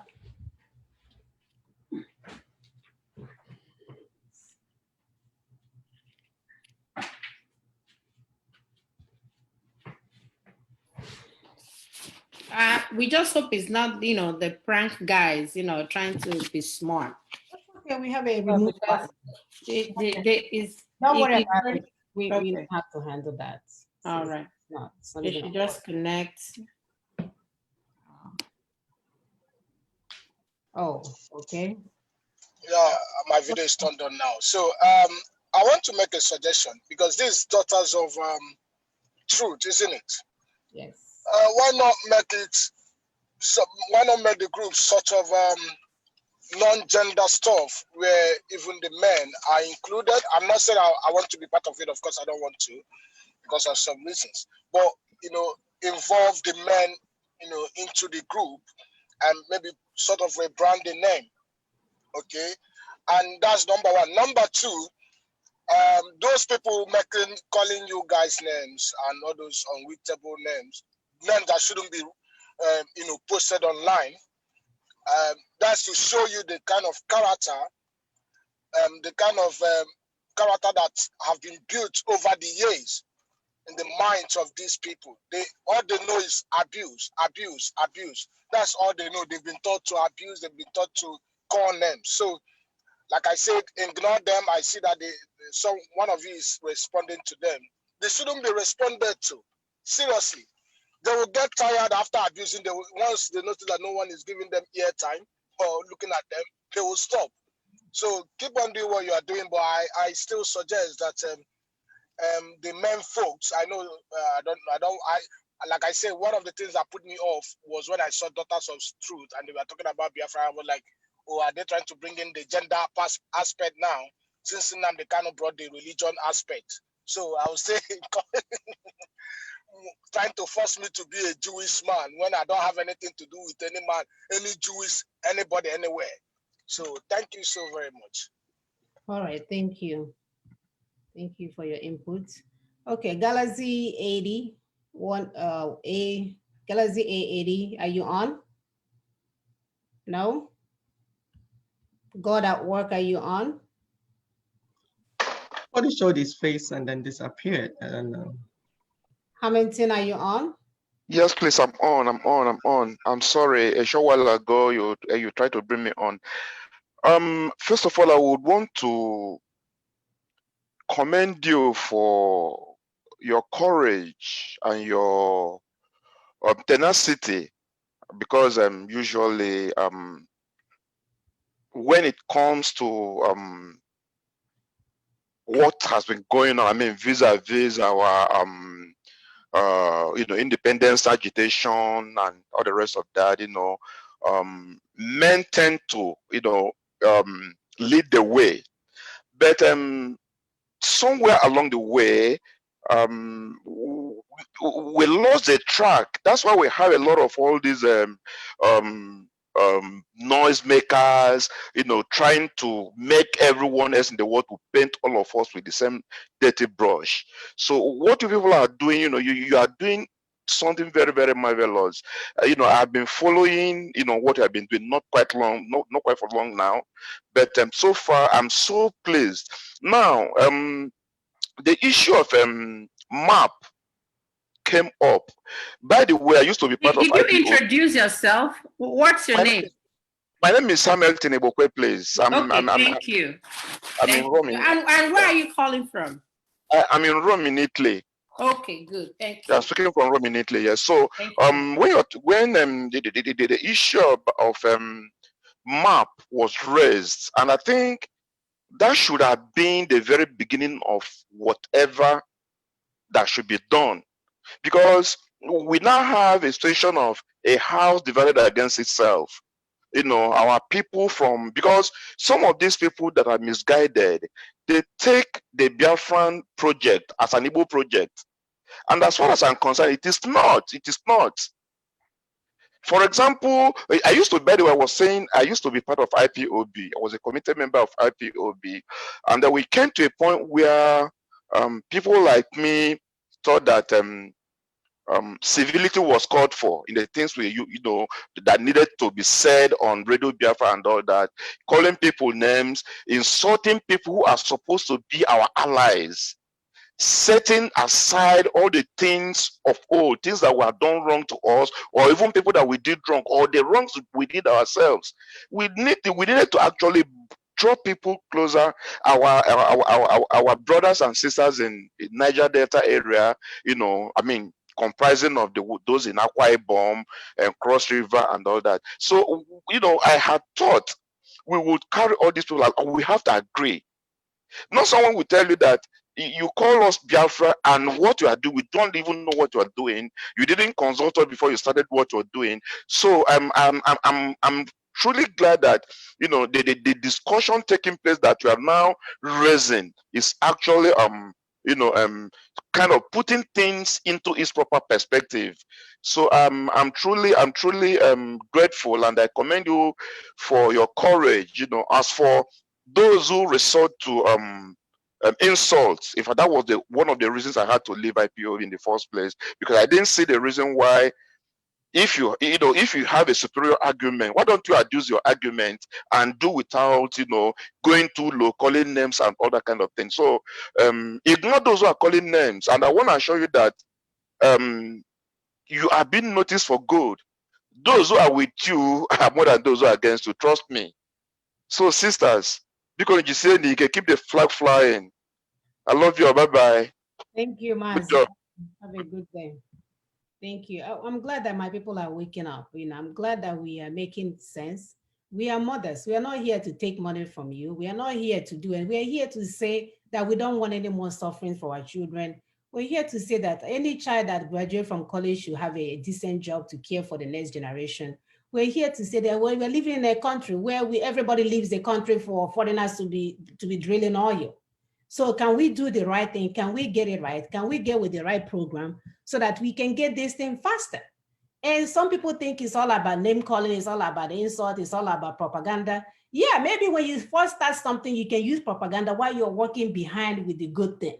But you cannot propagate yourself to where you're going with just a radio ad bust. It's just that simple. So thank you, our brother. And this is why we do this. Regardless of the names, you're calling. Very soon we'll have a t-shirt that says Onyori Ashawo. What is all the names? We will line them up for you so you won't have any more names to call. Advertise the names for them and suggest what they should call. Who they're not even moved. Yeah, does your name do anything to me? No. I'm going where I'm going. You're calling names. What does it mean to me? Nothing. Look at your brothers left in the prison in Nigeria. Go and get them out. It's from this kind of attitude. Nobody will come and save you guys. Go and instead of paying data to come on Facebook and insult people, give it to the police to start releasing our brothers and sisters. Please, Galaxy, go ahead. Welcome to the program. Hear me now, right? Yes, please, your name and where you're calling from. Good morning. I don't know where I'm from. Good morning. Good morning. You can hear me, right? Yes. Okay. It's good to meet you guys once again. The thing is, I wanted to ask a question. Had it been Tony's here, and I would have asked him a question. Go ahead. He mentioned your name, and where you're calling from. Oh, my name. I wish you had typed in your name here. The Galaxy A80. I don't know. Yeah, I should have done that. You know, I've been struggling with this, like to switch from. So tell us your name. Yeah, my name is Jerry Njokwezala. I'm from Himembana in Imo State. Yeah. The point, I only want to ask a question and make one suggestion. Please go ahead with your question. Mr. Tony sorry, can you hear? Go ahead with the question you have for Mr. Tony. He's listening and he will respond to you if need be. Okay, that's okay. That's all right. He mentioned something about he always make reference about the South Africa and the how they ended the apartheid in South Africa by killing the constitution that made the way, cleared the way for the Black South Africans, gave Mandela the right to even contest the election in South Africa, right? And then the question is, had there been Frederick de Klerk, some patriotic citizens, moderate citizens of South Africa, didn't rise up and vote Frederick de Klerk in South Africa, who later came in and then declared that this one-sided constitution that enslaved some and free some, half free, half slaves, can no longer carry the people of South Africa for the future. And then killed the demand for a new constitution that carried the South Africa as we know it today. So, and at the same time, he is saying that the boycott of elections in Nigeria. So when you boycott elections in Nigeria, who do you think can make that change? Because, you know, changes always come from the top, not from shouting on the street. For example, you see, it happens also during the Soviet era, in the Soviet Union. Mikhail Gorbachev was elected, he's a moderate, in the Soviet Union as a chairman of the Soviet Republic. He was elected as a moderate. He began the reforms, series of reforms that collapsed the Soviet Union. We know this through. We are all students of history. So sitting back and saying that you should not vote. No, sorry. And then shouting on the street. Sorry, I don't want you to go too far. The Constitution of sorry, Nigeria. brother. Hello, hold on. So you get it. Hold on, please. Sorry, I'm interrupting you. I don't want you to go too far so that we don't go on that. That's not what LNC is preaching. It's not election boycotts that LNC is preaching. So I want to make that so you don't go too far. Some people watch videos and stop in between and they will go with the wrong information. LNC is not talking about election boycotts. No. What LNC is talking about is bringing down the constitution. How? By the people. Hold on. By what we call constitutional force majeure. Now, in South Africa, you're talking about what happened. Okay, let me see whether he wants to talk to you. Hold on. Okay.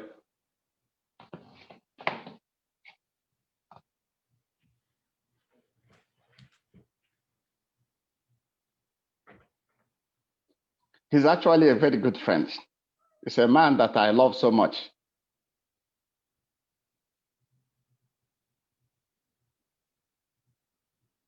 Okay, he's here to. Okay, fine. Fantastic. Fantastic. You guys are the best. Okay. My good friend. Tony, first of all, good afternoon. Thank you. Yes, Muna Emeka Uma Balasi. We thought about you the day before yesterday, but I will still reach you. Okay. Thank you very much. Yeah, go on. The matter is very straightforward. The what's it called? What happened in South Africa is one in which they identified two lawyers. They were fighting all the while. Apartheid was introduced in 1910. ANC was formed in 1912. to try to get something going. Everybody was fighting everywhere. Everybody was throwing stones at white men wherever they saw them. And for every one stone thrown, the white man fired rifles back at them, and they were being killed in such number. Further down the road, two lawyers emerged in their midst.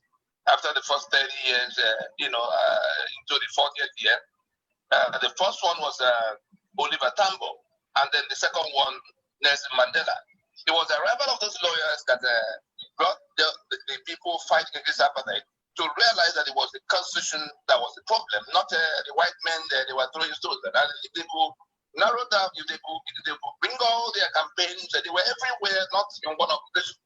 They were everywhere across that vast territory, throwing stones at the whites who kept shooting them.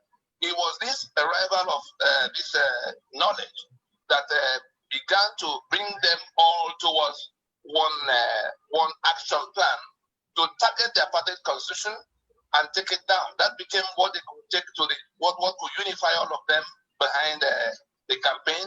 That became what they could take to the international arena to say we cannot continue to live under a constitution that make us slaves in our land. And progressively, it got to where more people got to know. Less people were dying. And yes, there were commotions. Of course, they didn't go to, most of them didn't have education. The commotions continued. But eventually, all those organizations rallied around the ANC. They collapsed into the ANC that had found a mechanism to ending their misery. It was the apartheid constitution that took their lands and made them what they were in that bad time. And so, what the LNC is taken from that is we have a parallel in the Nigerian constitution imposed by a stranger minority, the Fulani. They came from somewhere and they're on a conquest mission with the British that aided them. And between all of them, they began to impose constitution since 1914. By 1960, we thought we were getting independent, but they made arrangements that handed everything over to their local agent, the Fulani. And progressively, 60, we came to 70, we came to 66 when even the little autonomy that were agreed upon got toppled, and then by 79, it was a total sweep. The 1979 constitution that became 99 is like the victory charter from that war by the victors. And what LNC is doing differently is to have identified that constitution that was imposed, seizing our lands and our sovereignty as the problem that has to be solved. Not chasing anybody, throwing stones at Fulani or Hausa or the neighbors that have been pitched against one another, whether it's in Yoruba land or in Ijo land or in Igbo land. Everybody thought it was something else. And so we have come to where there's a critical mass of people who now understand that their oil and gas assets in Niger Delta is seized by that constitution, that the ports of Lagos is seized by that constitution. The ones being killed in the Middle Belt now understand that it is that constitution that forbids them from touching guns, and therefore strangers can come and kill them. That majority of the whole of the South and the whole of the Middle Belt that are living under the suzerainty of the Fulani in the name of Nigeria that died in 1966 have now stepped forward in knowledge to reassert their self-determination. Your self-determination remains with you. Your sovereignty remains with you. It never goes away. It can be suppressed for a while, even in colonial times. It never goes away. It's only when you are ready to reassert it that you find a mechanism for doing so. And so, talking about what will happen with elections, what the LNC set out to do, having mobilized all of those who should be mobilized into this knowledge, what the LNC set out to do is to bring matters to a point where no further business can be done under that constitution. And it's not boycott. Boycott is on the day of voting. What the LNC is saying is that those who will win elections will have to swear to defend and uphold that apartheid constitution imposed since 1979. And therefore, why do we wait for when they get to another round of election? We therefore identify the process. Who are the political parties that are willing to continue to subscribe to this constitution? They are the enemy who everybody will go after. Anybody being killed in the Middle Belt should be looking out for the political parties that want to sustain that constitution. And all of the political parties, whether they are PDP or APGA or APC, they subscribe to that constitution. And therefore, since they are not bothered by the fact that people are being killed under that constitution, they will be the targets of those. They will be the ones to be contended with. They will be the ones, those who are being killed in the Middle Belt to have to contend with. They will be the ones, those in the Niger Delta who want a return of their assets seized by that constitution who have to contend with. They will be the ones whom in Yoruba land that they are no longer in charge of their affairs, that we saw Professor Akintoye talk about. You know, it is the political parties. And so elections, national elections, we're not interested in municipal and sub-national elections. The national elections for 2023 is now the next on the target. We looked at 2019, a lot of people hadn't woken up at the time. And so they allowed them to carry on. This one is, that constitution has been repudiated, like you've been told a whole number of times, by those who are suffering under it. The Lower Niger repudiated by Solemn Assembly in 2015, the Yoruba by Solemn Assembly in 2017, in Middle Belt by 2018. The three blocks having repudiated came out in 2018, December 11, but in the Freedom Park proclamation to say they will not proceed to another round of national elections under that constitution. It didn't matter that 2019 managed to get passed, but we target the 4 years between that election of 2019 and the one slated for 2023. And that's why the campaign is being ramped up right now, that we are in a position to stop them from getting to election in 2023. The candidates, the parties, all of those who are warming up to go and get at that election so that we can stop and get into transition. If we do not engage in that fight now, if we refuse to listen and understand, because we're arguing in ignorance, we're arguing in ignorance.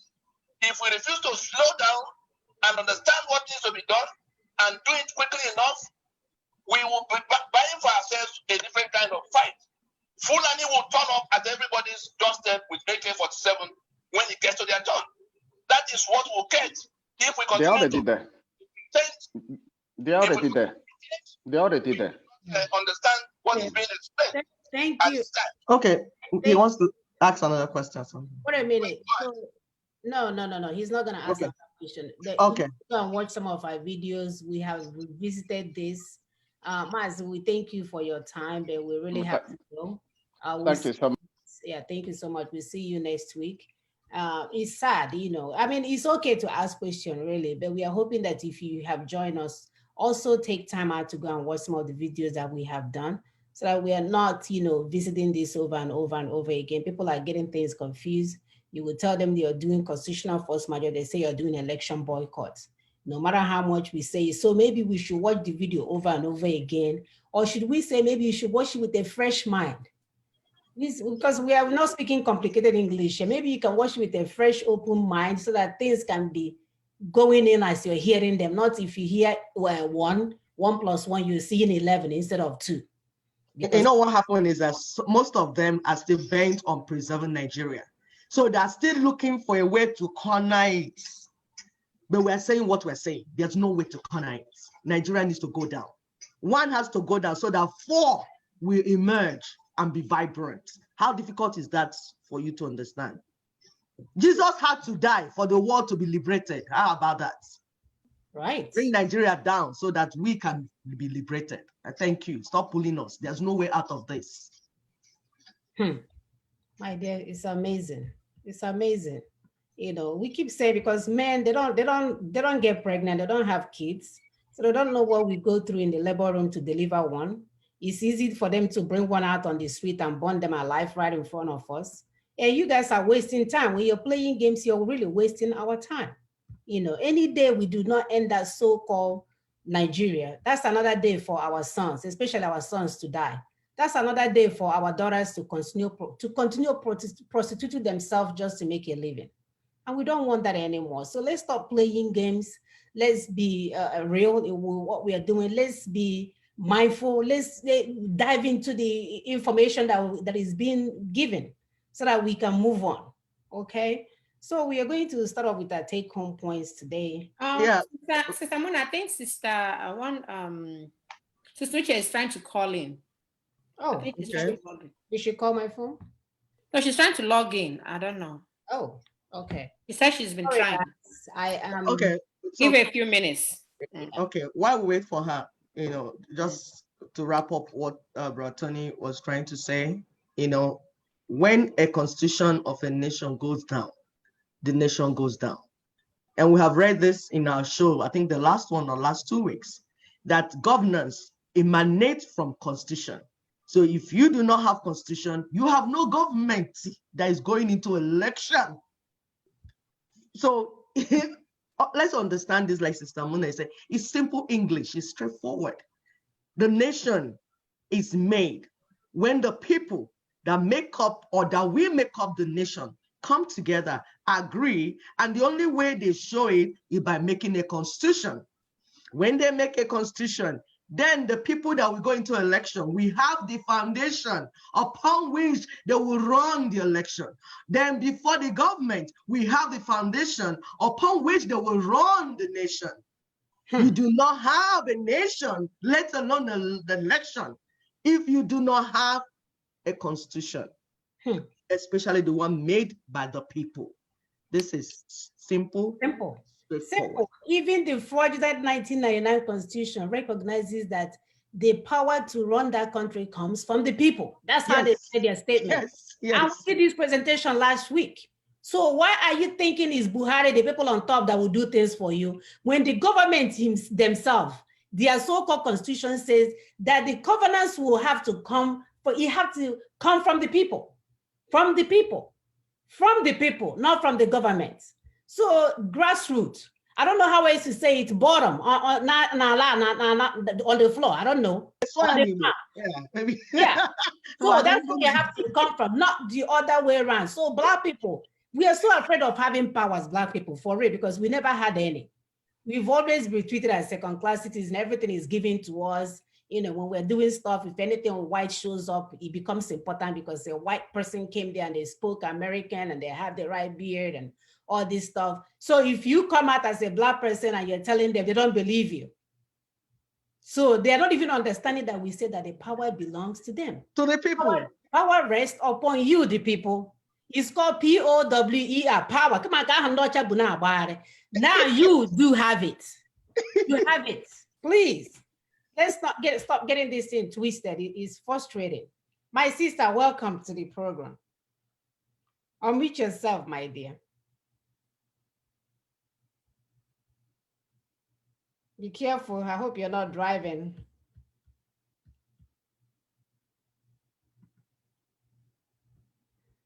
Unmute yourself.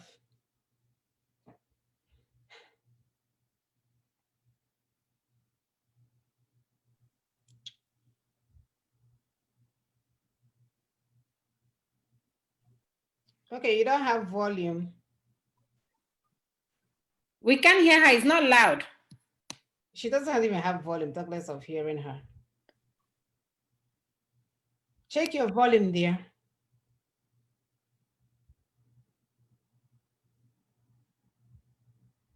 No? Something is off.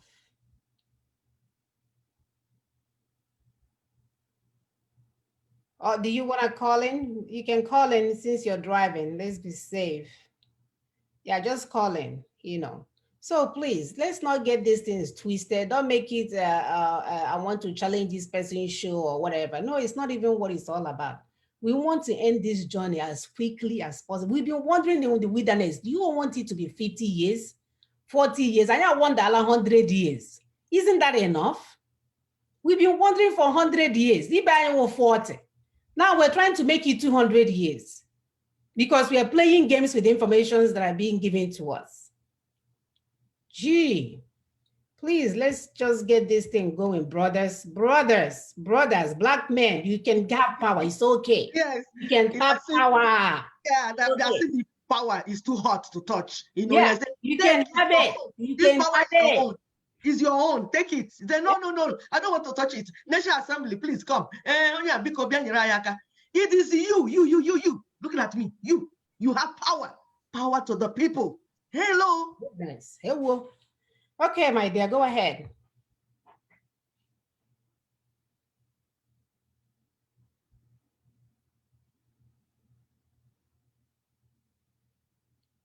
Poor black men, man.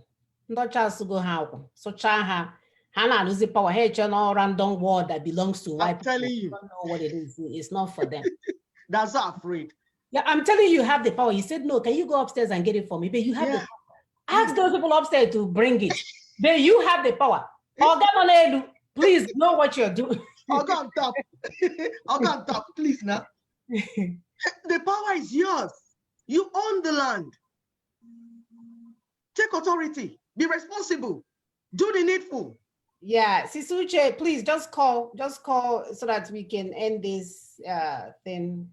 Maybe she should call. We can't hear her at all. What's up? Yeah. Or you call her. Mr. Mona, can you call her then?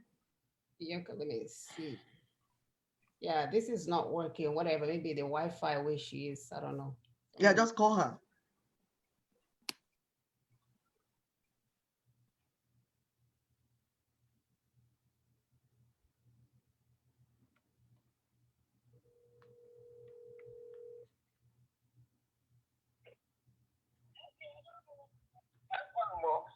Okay, dear, go ahead. Can you hear me? Yes. Okay.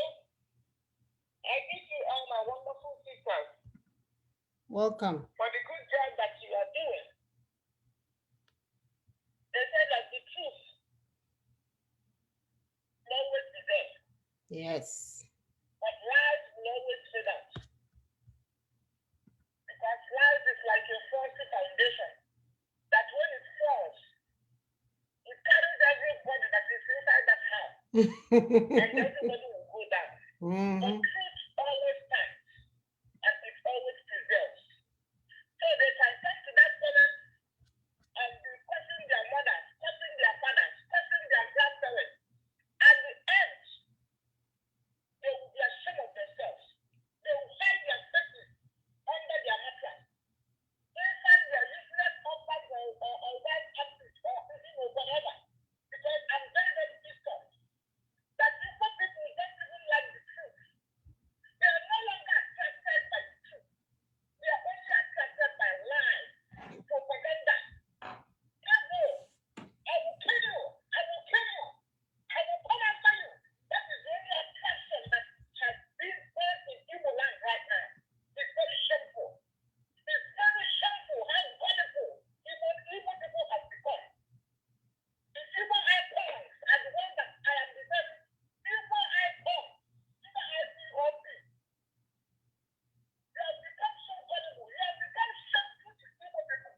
You don't want to hear the truth. You don't want to follow the truthful path. The clear path that is there for you to see. You are being able to see step by step. I didn't talk my focus like that.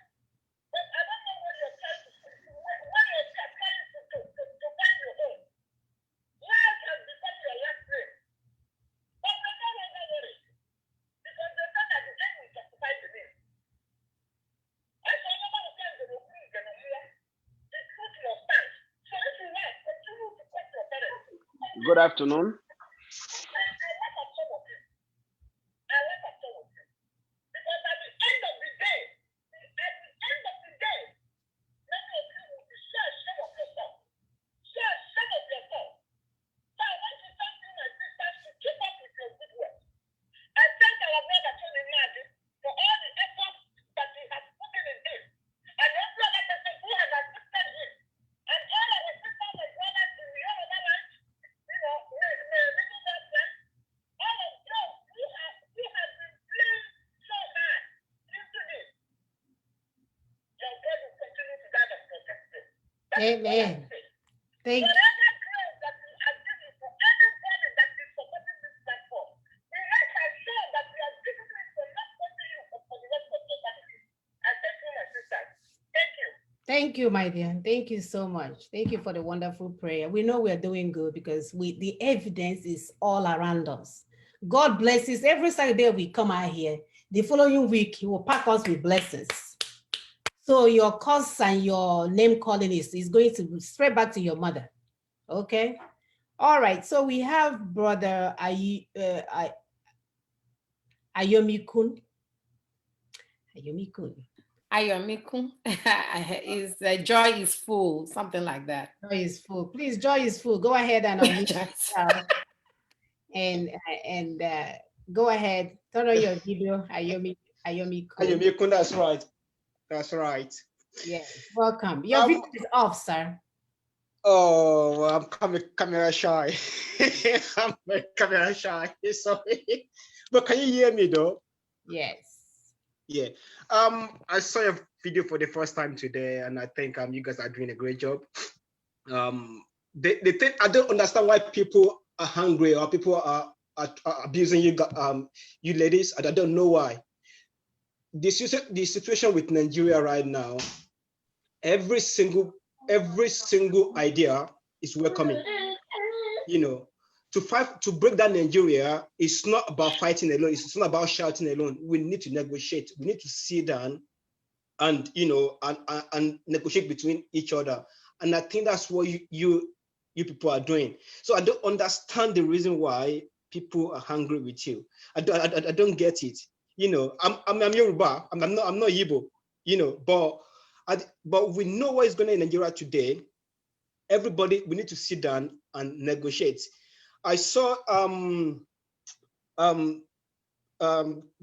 the Tony's video a few years ago, about 3 years ago, I think, and from then, I learned a lot, you know, from that video, you know, and I think every individual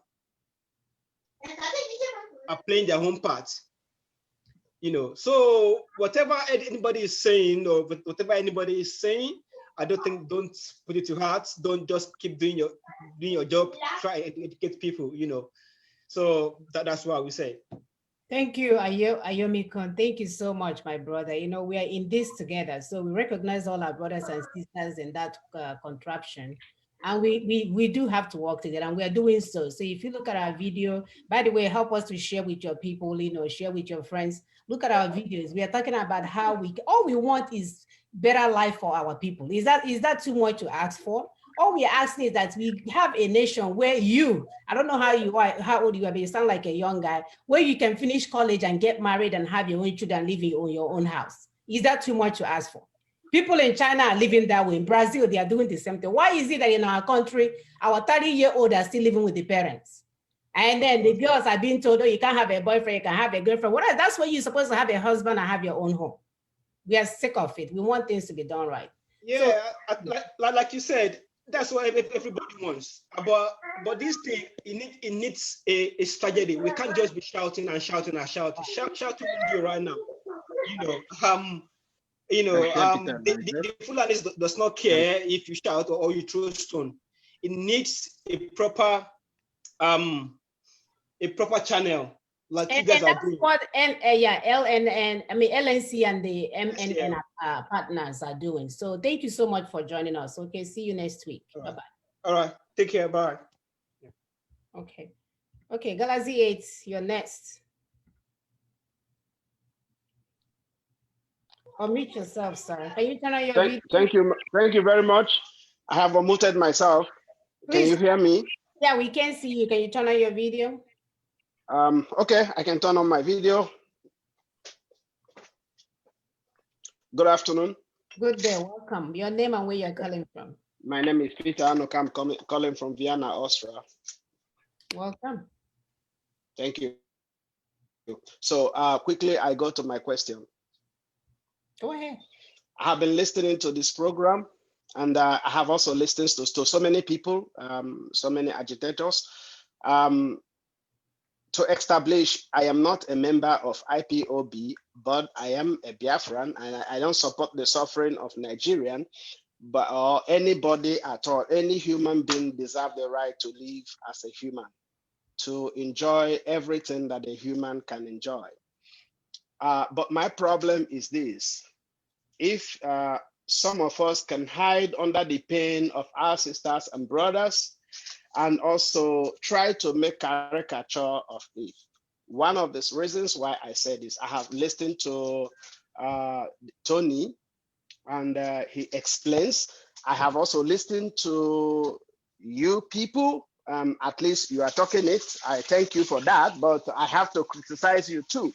I also welcome criticism. I'm sorry if you don't welcome criticism, but my criticism is this. I have been hearing from Tony and your platform that the constitution is going to be changed. And when I hear this, it's like somebody swimming in an ocean. You're because wrong. I You're don't, I have watched, No, sister, we need to correct him. The constitution does not have to be changed. Hear the real thing. Okay. Nobody's changing the constitution. It has to be brought down. Bringing it down is different from changing it. Okay, let's not get it confused, because this is where our people keep thinking that the LNC is for one Nigeria. The LNC is not for one. The LNC is trying to make sure that everybody breaks apart, and that is bringing that constitution down. It's different from changing.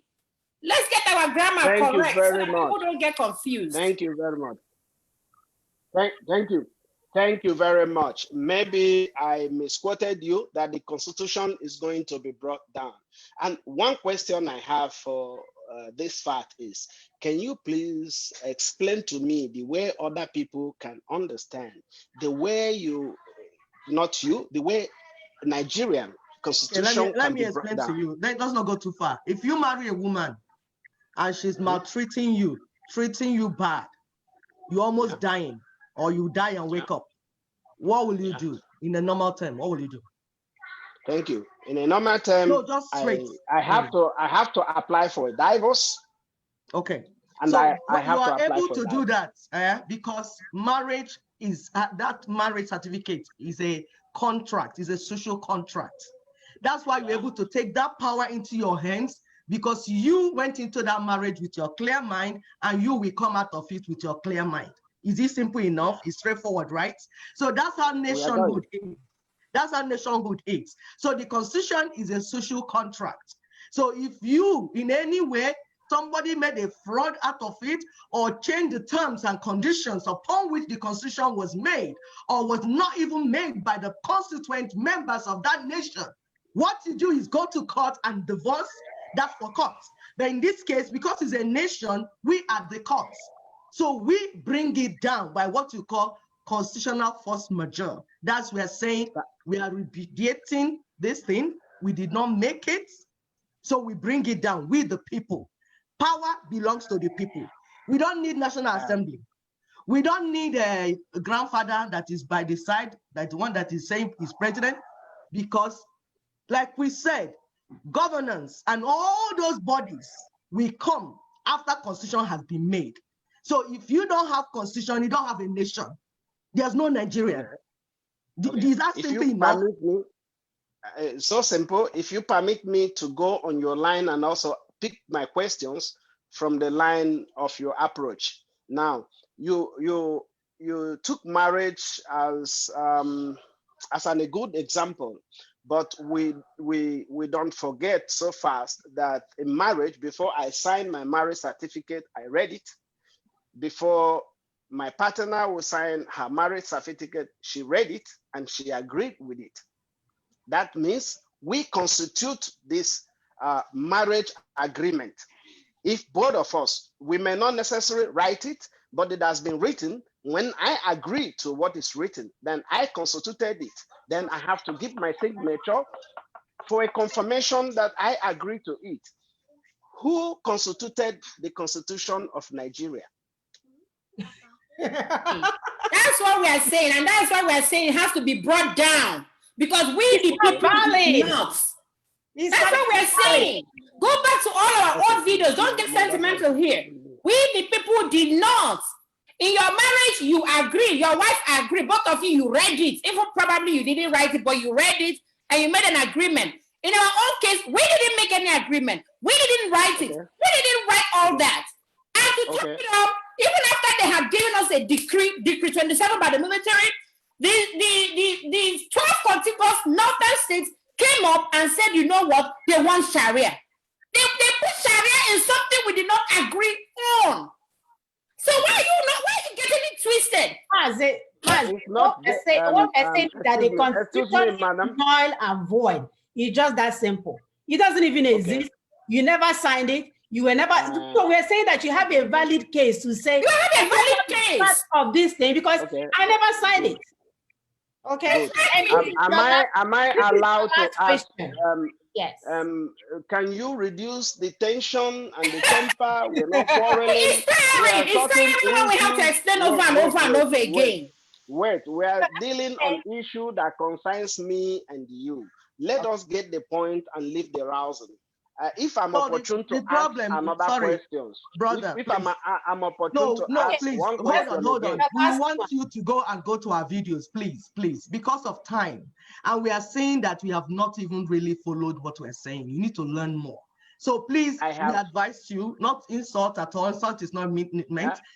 Please go, because we really don't like people advising us from point of ignorance, because we'll be going in circles. So go and go to our videos, some of our videos. Is it difficult? Is it difficult? Is it difficult for you to explain to me how you will bring the constitution down? That's what we're saying. That is what I don't understand. Hold on. And when I ask it, it becomes irrelevant. Hold on, please. You are making it look as if we don't want to talk to you. We're not going to be here forever. It's not Zuko. We are saying that this question you're asking, we have answered it in videos. If you now go and pull up this video, you sit down and learn. So when you come next time to ask us questions, it will be on the same level. That's all we're saying. We're not saying we're not taking your question. I'm saying now. Thank you very we much. need to bring you up to our level so that we will talk. Thank you right now. Thank you right now. Thank you for your level. You. Yeah. Bless you. Bless you. We need to go. We need to go. Yeah, but you have not answered my questions. Sister Amuna, we need to go, please. We need to go. Please, we need to go. You can bring the constitution down. We need to go, please. Yes, to bring the constitution down, I disagree with it. This is why I.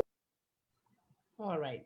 So we can continue this way. Vienna, please go ahead and watch our video so you can understand the process. Different, and that's what we keep saying. Whenever we say, please limit your questions, your concerns to today's topic, because most of these things we have treated it. We can't keep going back and going back and going back. And it's okay to ask the right questions after you have watched the video. It's like coming to a class. Your teacher gives you an assignment. You come to class, you didn't read it, turn around and start questioning the teacher. Please do your homework, okay? All right, so thank you, Mazi. Our videos are there locally, and you live in Vienna where you have data and you have electricity. Please indulge yourself, watch it today and learn some stuff about the things that we have. At least the last 4 videos will give you some answers. Okay? Yeah, it will. And you can look at the topics, so that will give you an idea as to what was discussed that day. So thank you. We're going to end the show by sharing our take-home points. I have brought it up twice.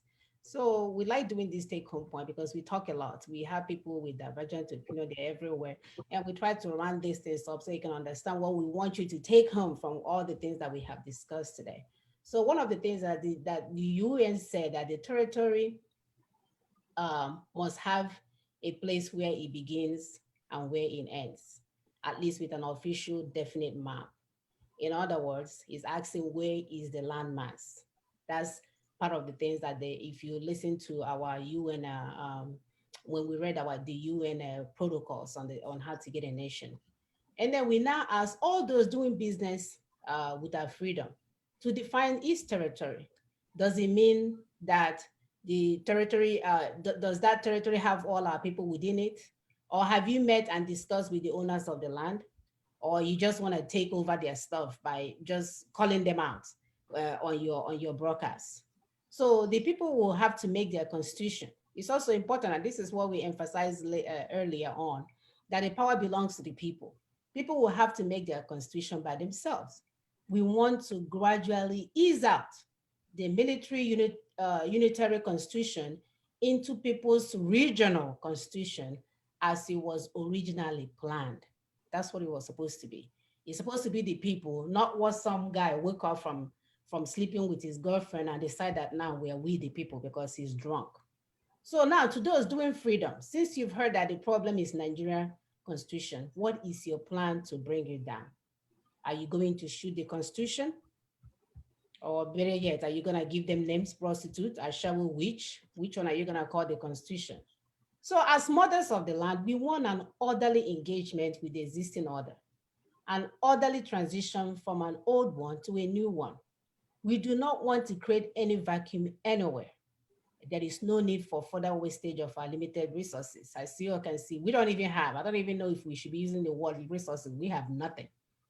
So Freedom Fighting Franchise Group, what is your plan to interface with the currently existing governance order? Again, we do not want anarchy.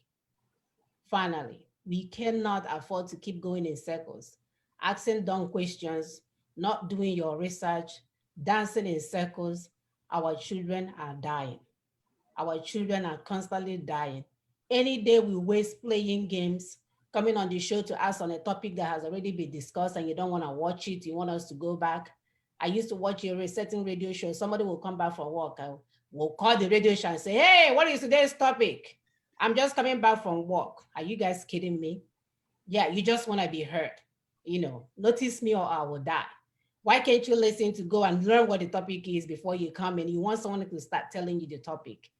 Or when Ndocha name like that, they gave them radio Ndocha before some mad person you listen to Ihaneku and then you call for contribution or questions.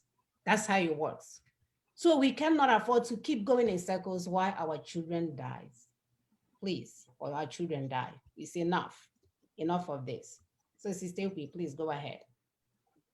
Okay. Am I on mute? Honestly, are you coming in for PJ now? You want me to? I should go ahead with Tibo. Okay. Go ahead. Okay. Dalo nundi bye. Ihe anyị chọrọ igwu unu bụ ka anyị bie ya nkenke ka onye ọbụla wee ghọta ihe anyị na-ekwu.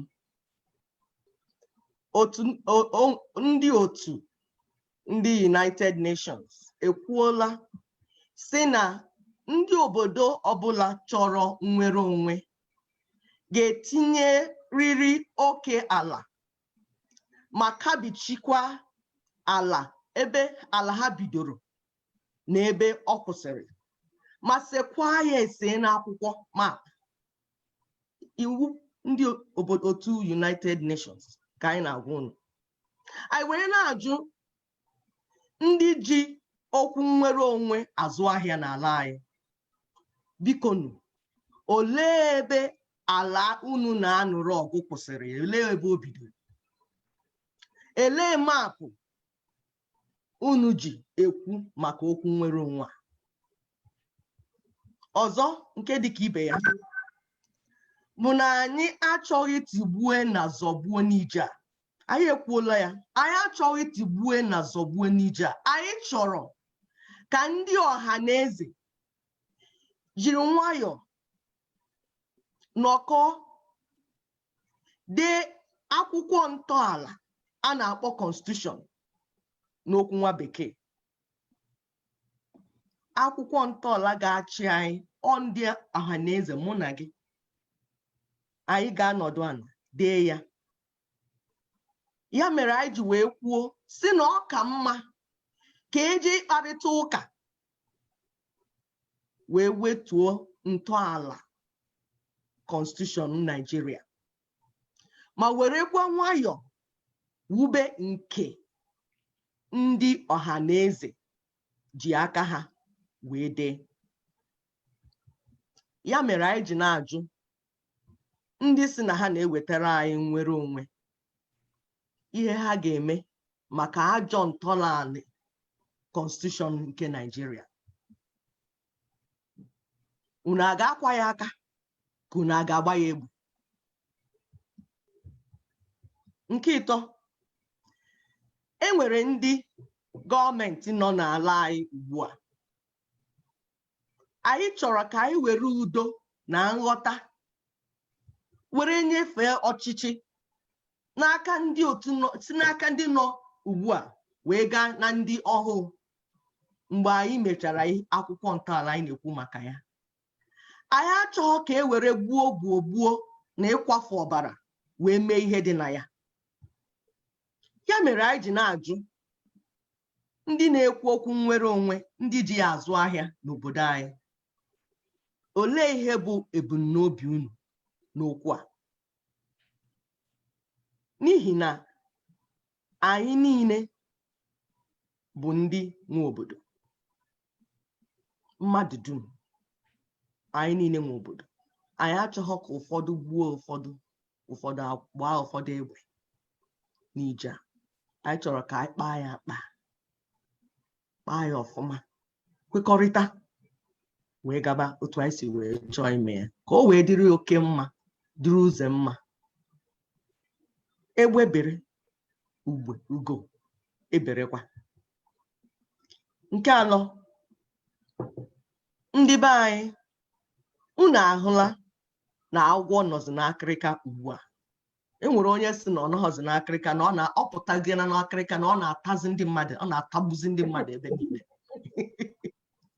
Ndị ogbu mmadụ ahụ, ndị ọkwafu ọbara, ndị Fulani, ndị mba Fulani ejula ana anyị, na-achọ ndị ha ga-ememila.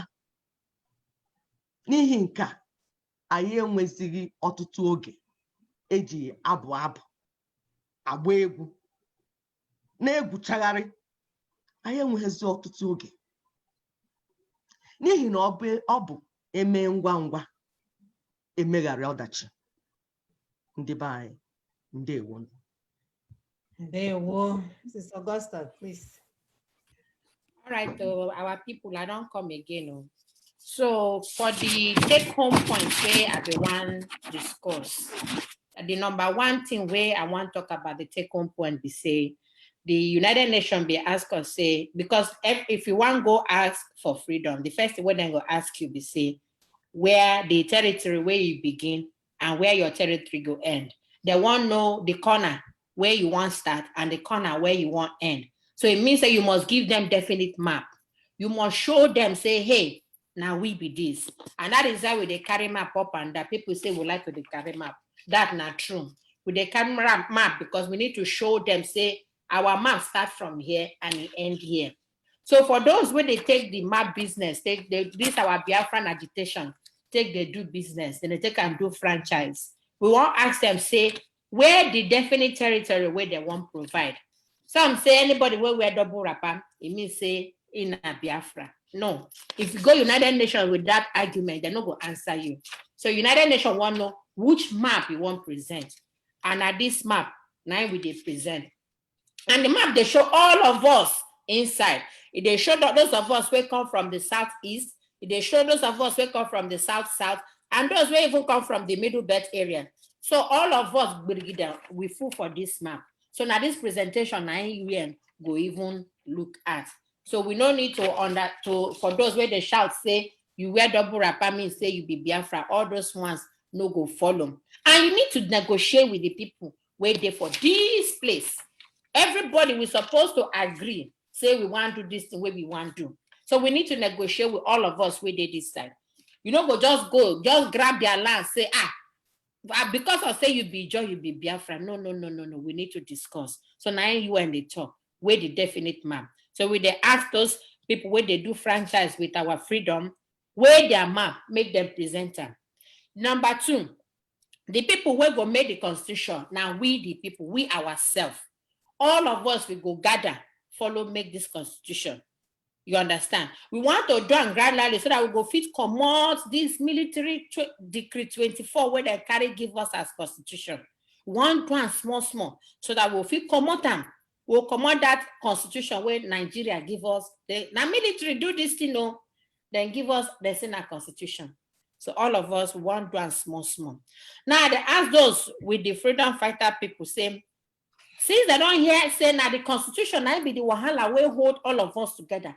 Waiting then they do about that constitution. We need to ask those questions because then they're very, very important. No matter what you do, now that constitution now hold us together. Waiting those where they shout all hail Biafra, what they don't do about that constitution. If you not bring them down, you not go feel hail Biafra. That one not true. Unless you want go war. We no want war. None of us want war. So that's now the question where we they ask those people.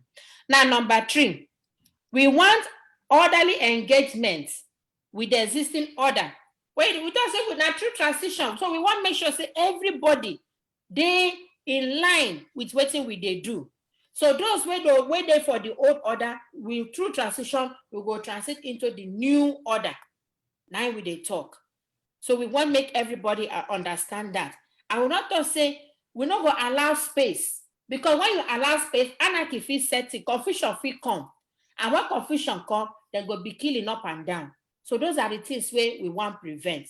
So there go be transition. So if you be police officer before when you there for Nigeria, when you move into the new place, you go see the police officer, but new training about the new, because we go get new constitution. So the new constitution, now new training you go get. You know, go behave like those waiting for the other country where we all want to come out from. So everybody in small order, we go get our new constitution, we go move. So for those freedom franchise, waiting be their stand. Waiting they get to transit us from where we did before to where we they go. You know, so they not get plan. So now we they talk, say, all of us must come together. We don't talk, say, we no want wahala, we no want confusion, we no want katakata. If katakata come, now we go lose pass. If katakata come. So now we talk, say, we go do this thing normally as people, they take drum. And finally, my people, we cannot afford to continue to go in circles. We don't talk about before.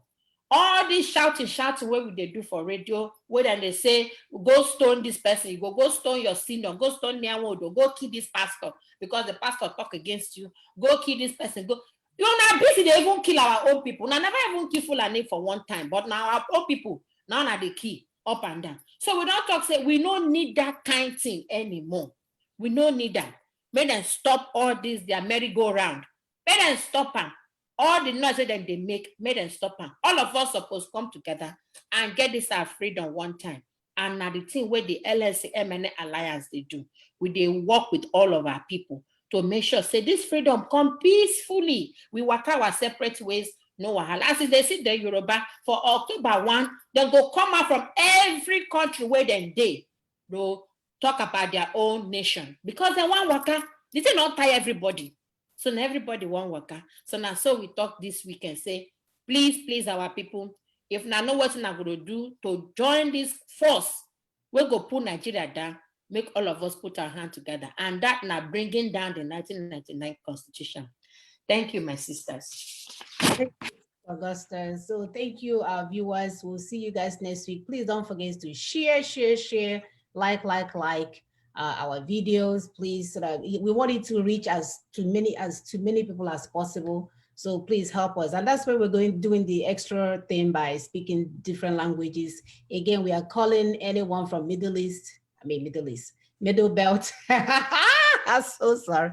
We are calling everybody from Middle Belt to please, if you can speak the language that our people there can understand, please, contact us. We are serious about this. We are serious about delivering all our people. We are brothers and sisters. This thing here holds us together. We are brothers and sisters, and we love each other. We just want to survive. The people doing whatever, technology, people doing farming, whatever we need to do, on our own to survive as a nation. That's what we're looking for. So thank you. Please do not forget to share, and we'll see you guys next week. Sister Mona, please, just a little comment. People that say new constitution, that before that will happen, we'll have referendum to recommit or not to recommit. After that, you can now talk of the people's constitutions that will come in, the regional ones. Thank you. Thank you for that clarification. Again, we have videos that we have done on these topics, just to get our people to understand. Because if we understand this, if you understand this process, we can actually be dancing around in a new nation by next year. So don't get this thing twisted, just understand the process. Open your mind, don't think it's the other way around. Let me go and see what these people are saying, these random women, they are high. That's not even where we are going, please. Donate will be our good news for our people to understand that the power belongs to us, so that we can end this charade called a nation and, do something with our lives. Thank you so much. We will see you guys next week. It has been a pleasure. Bye. So long.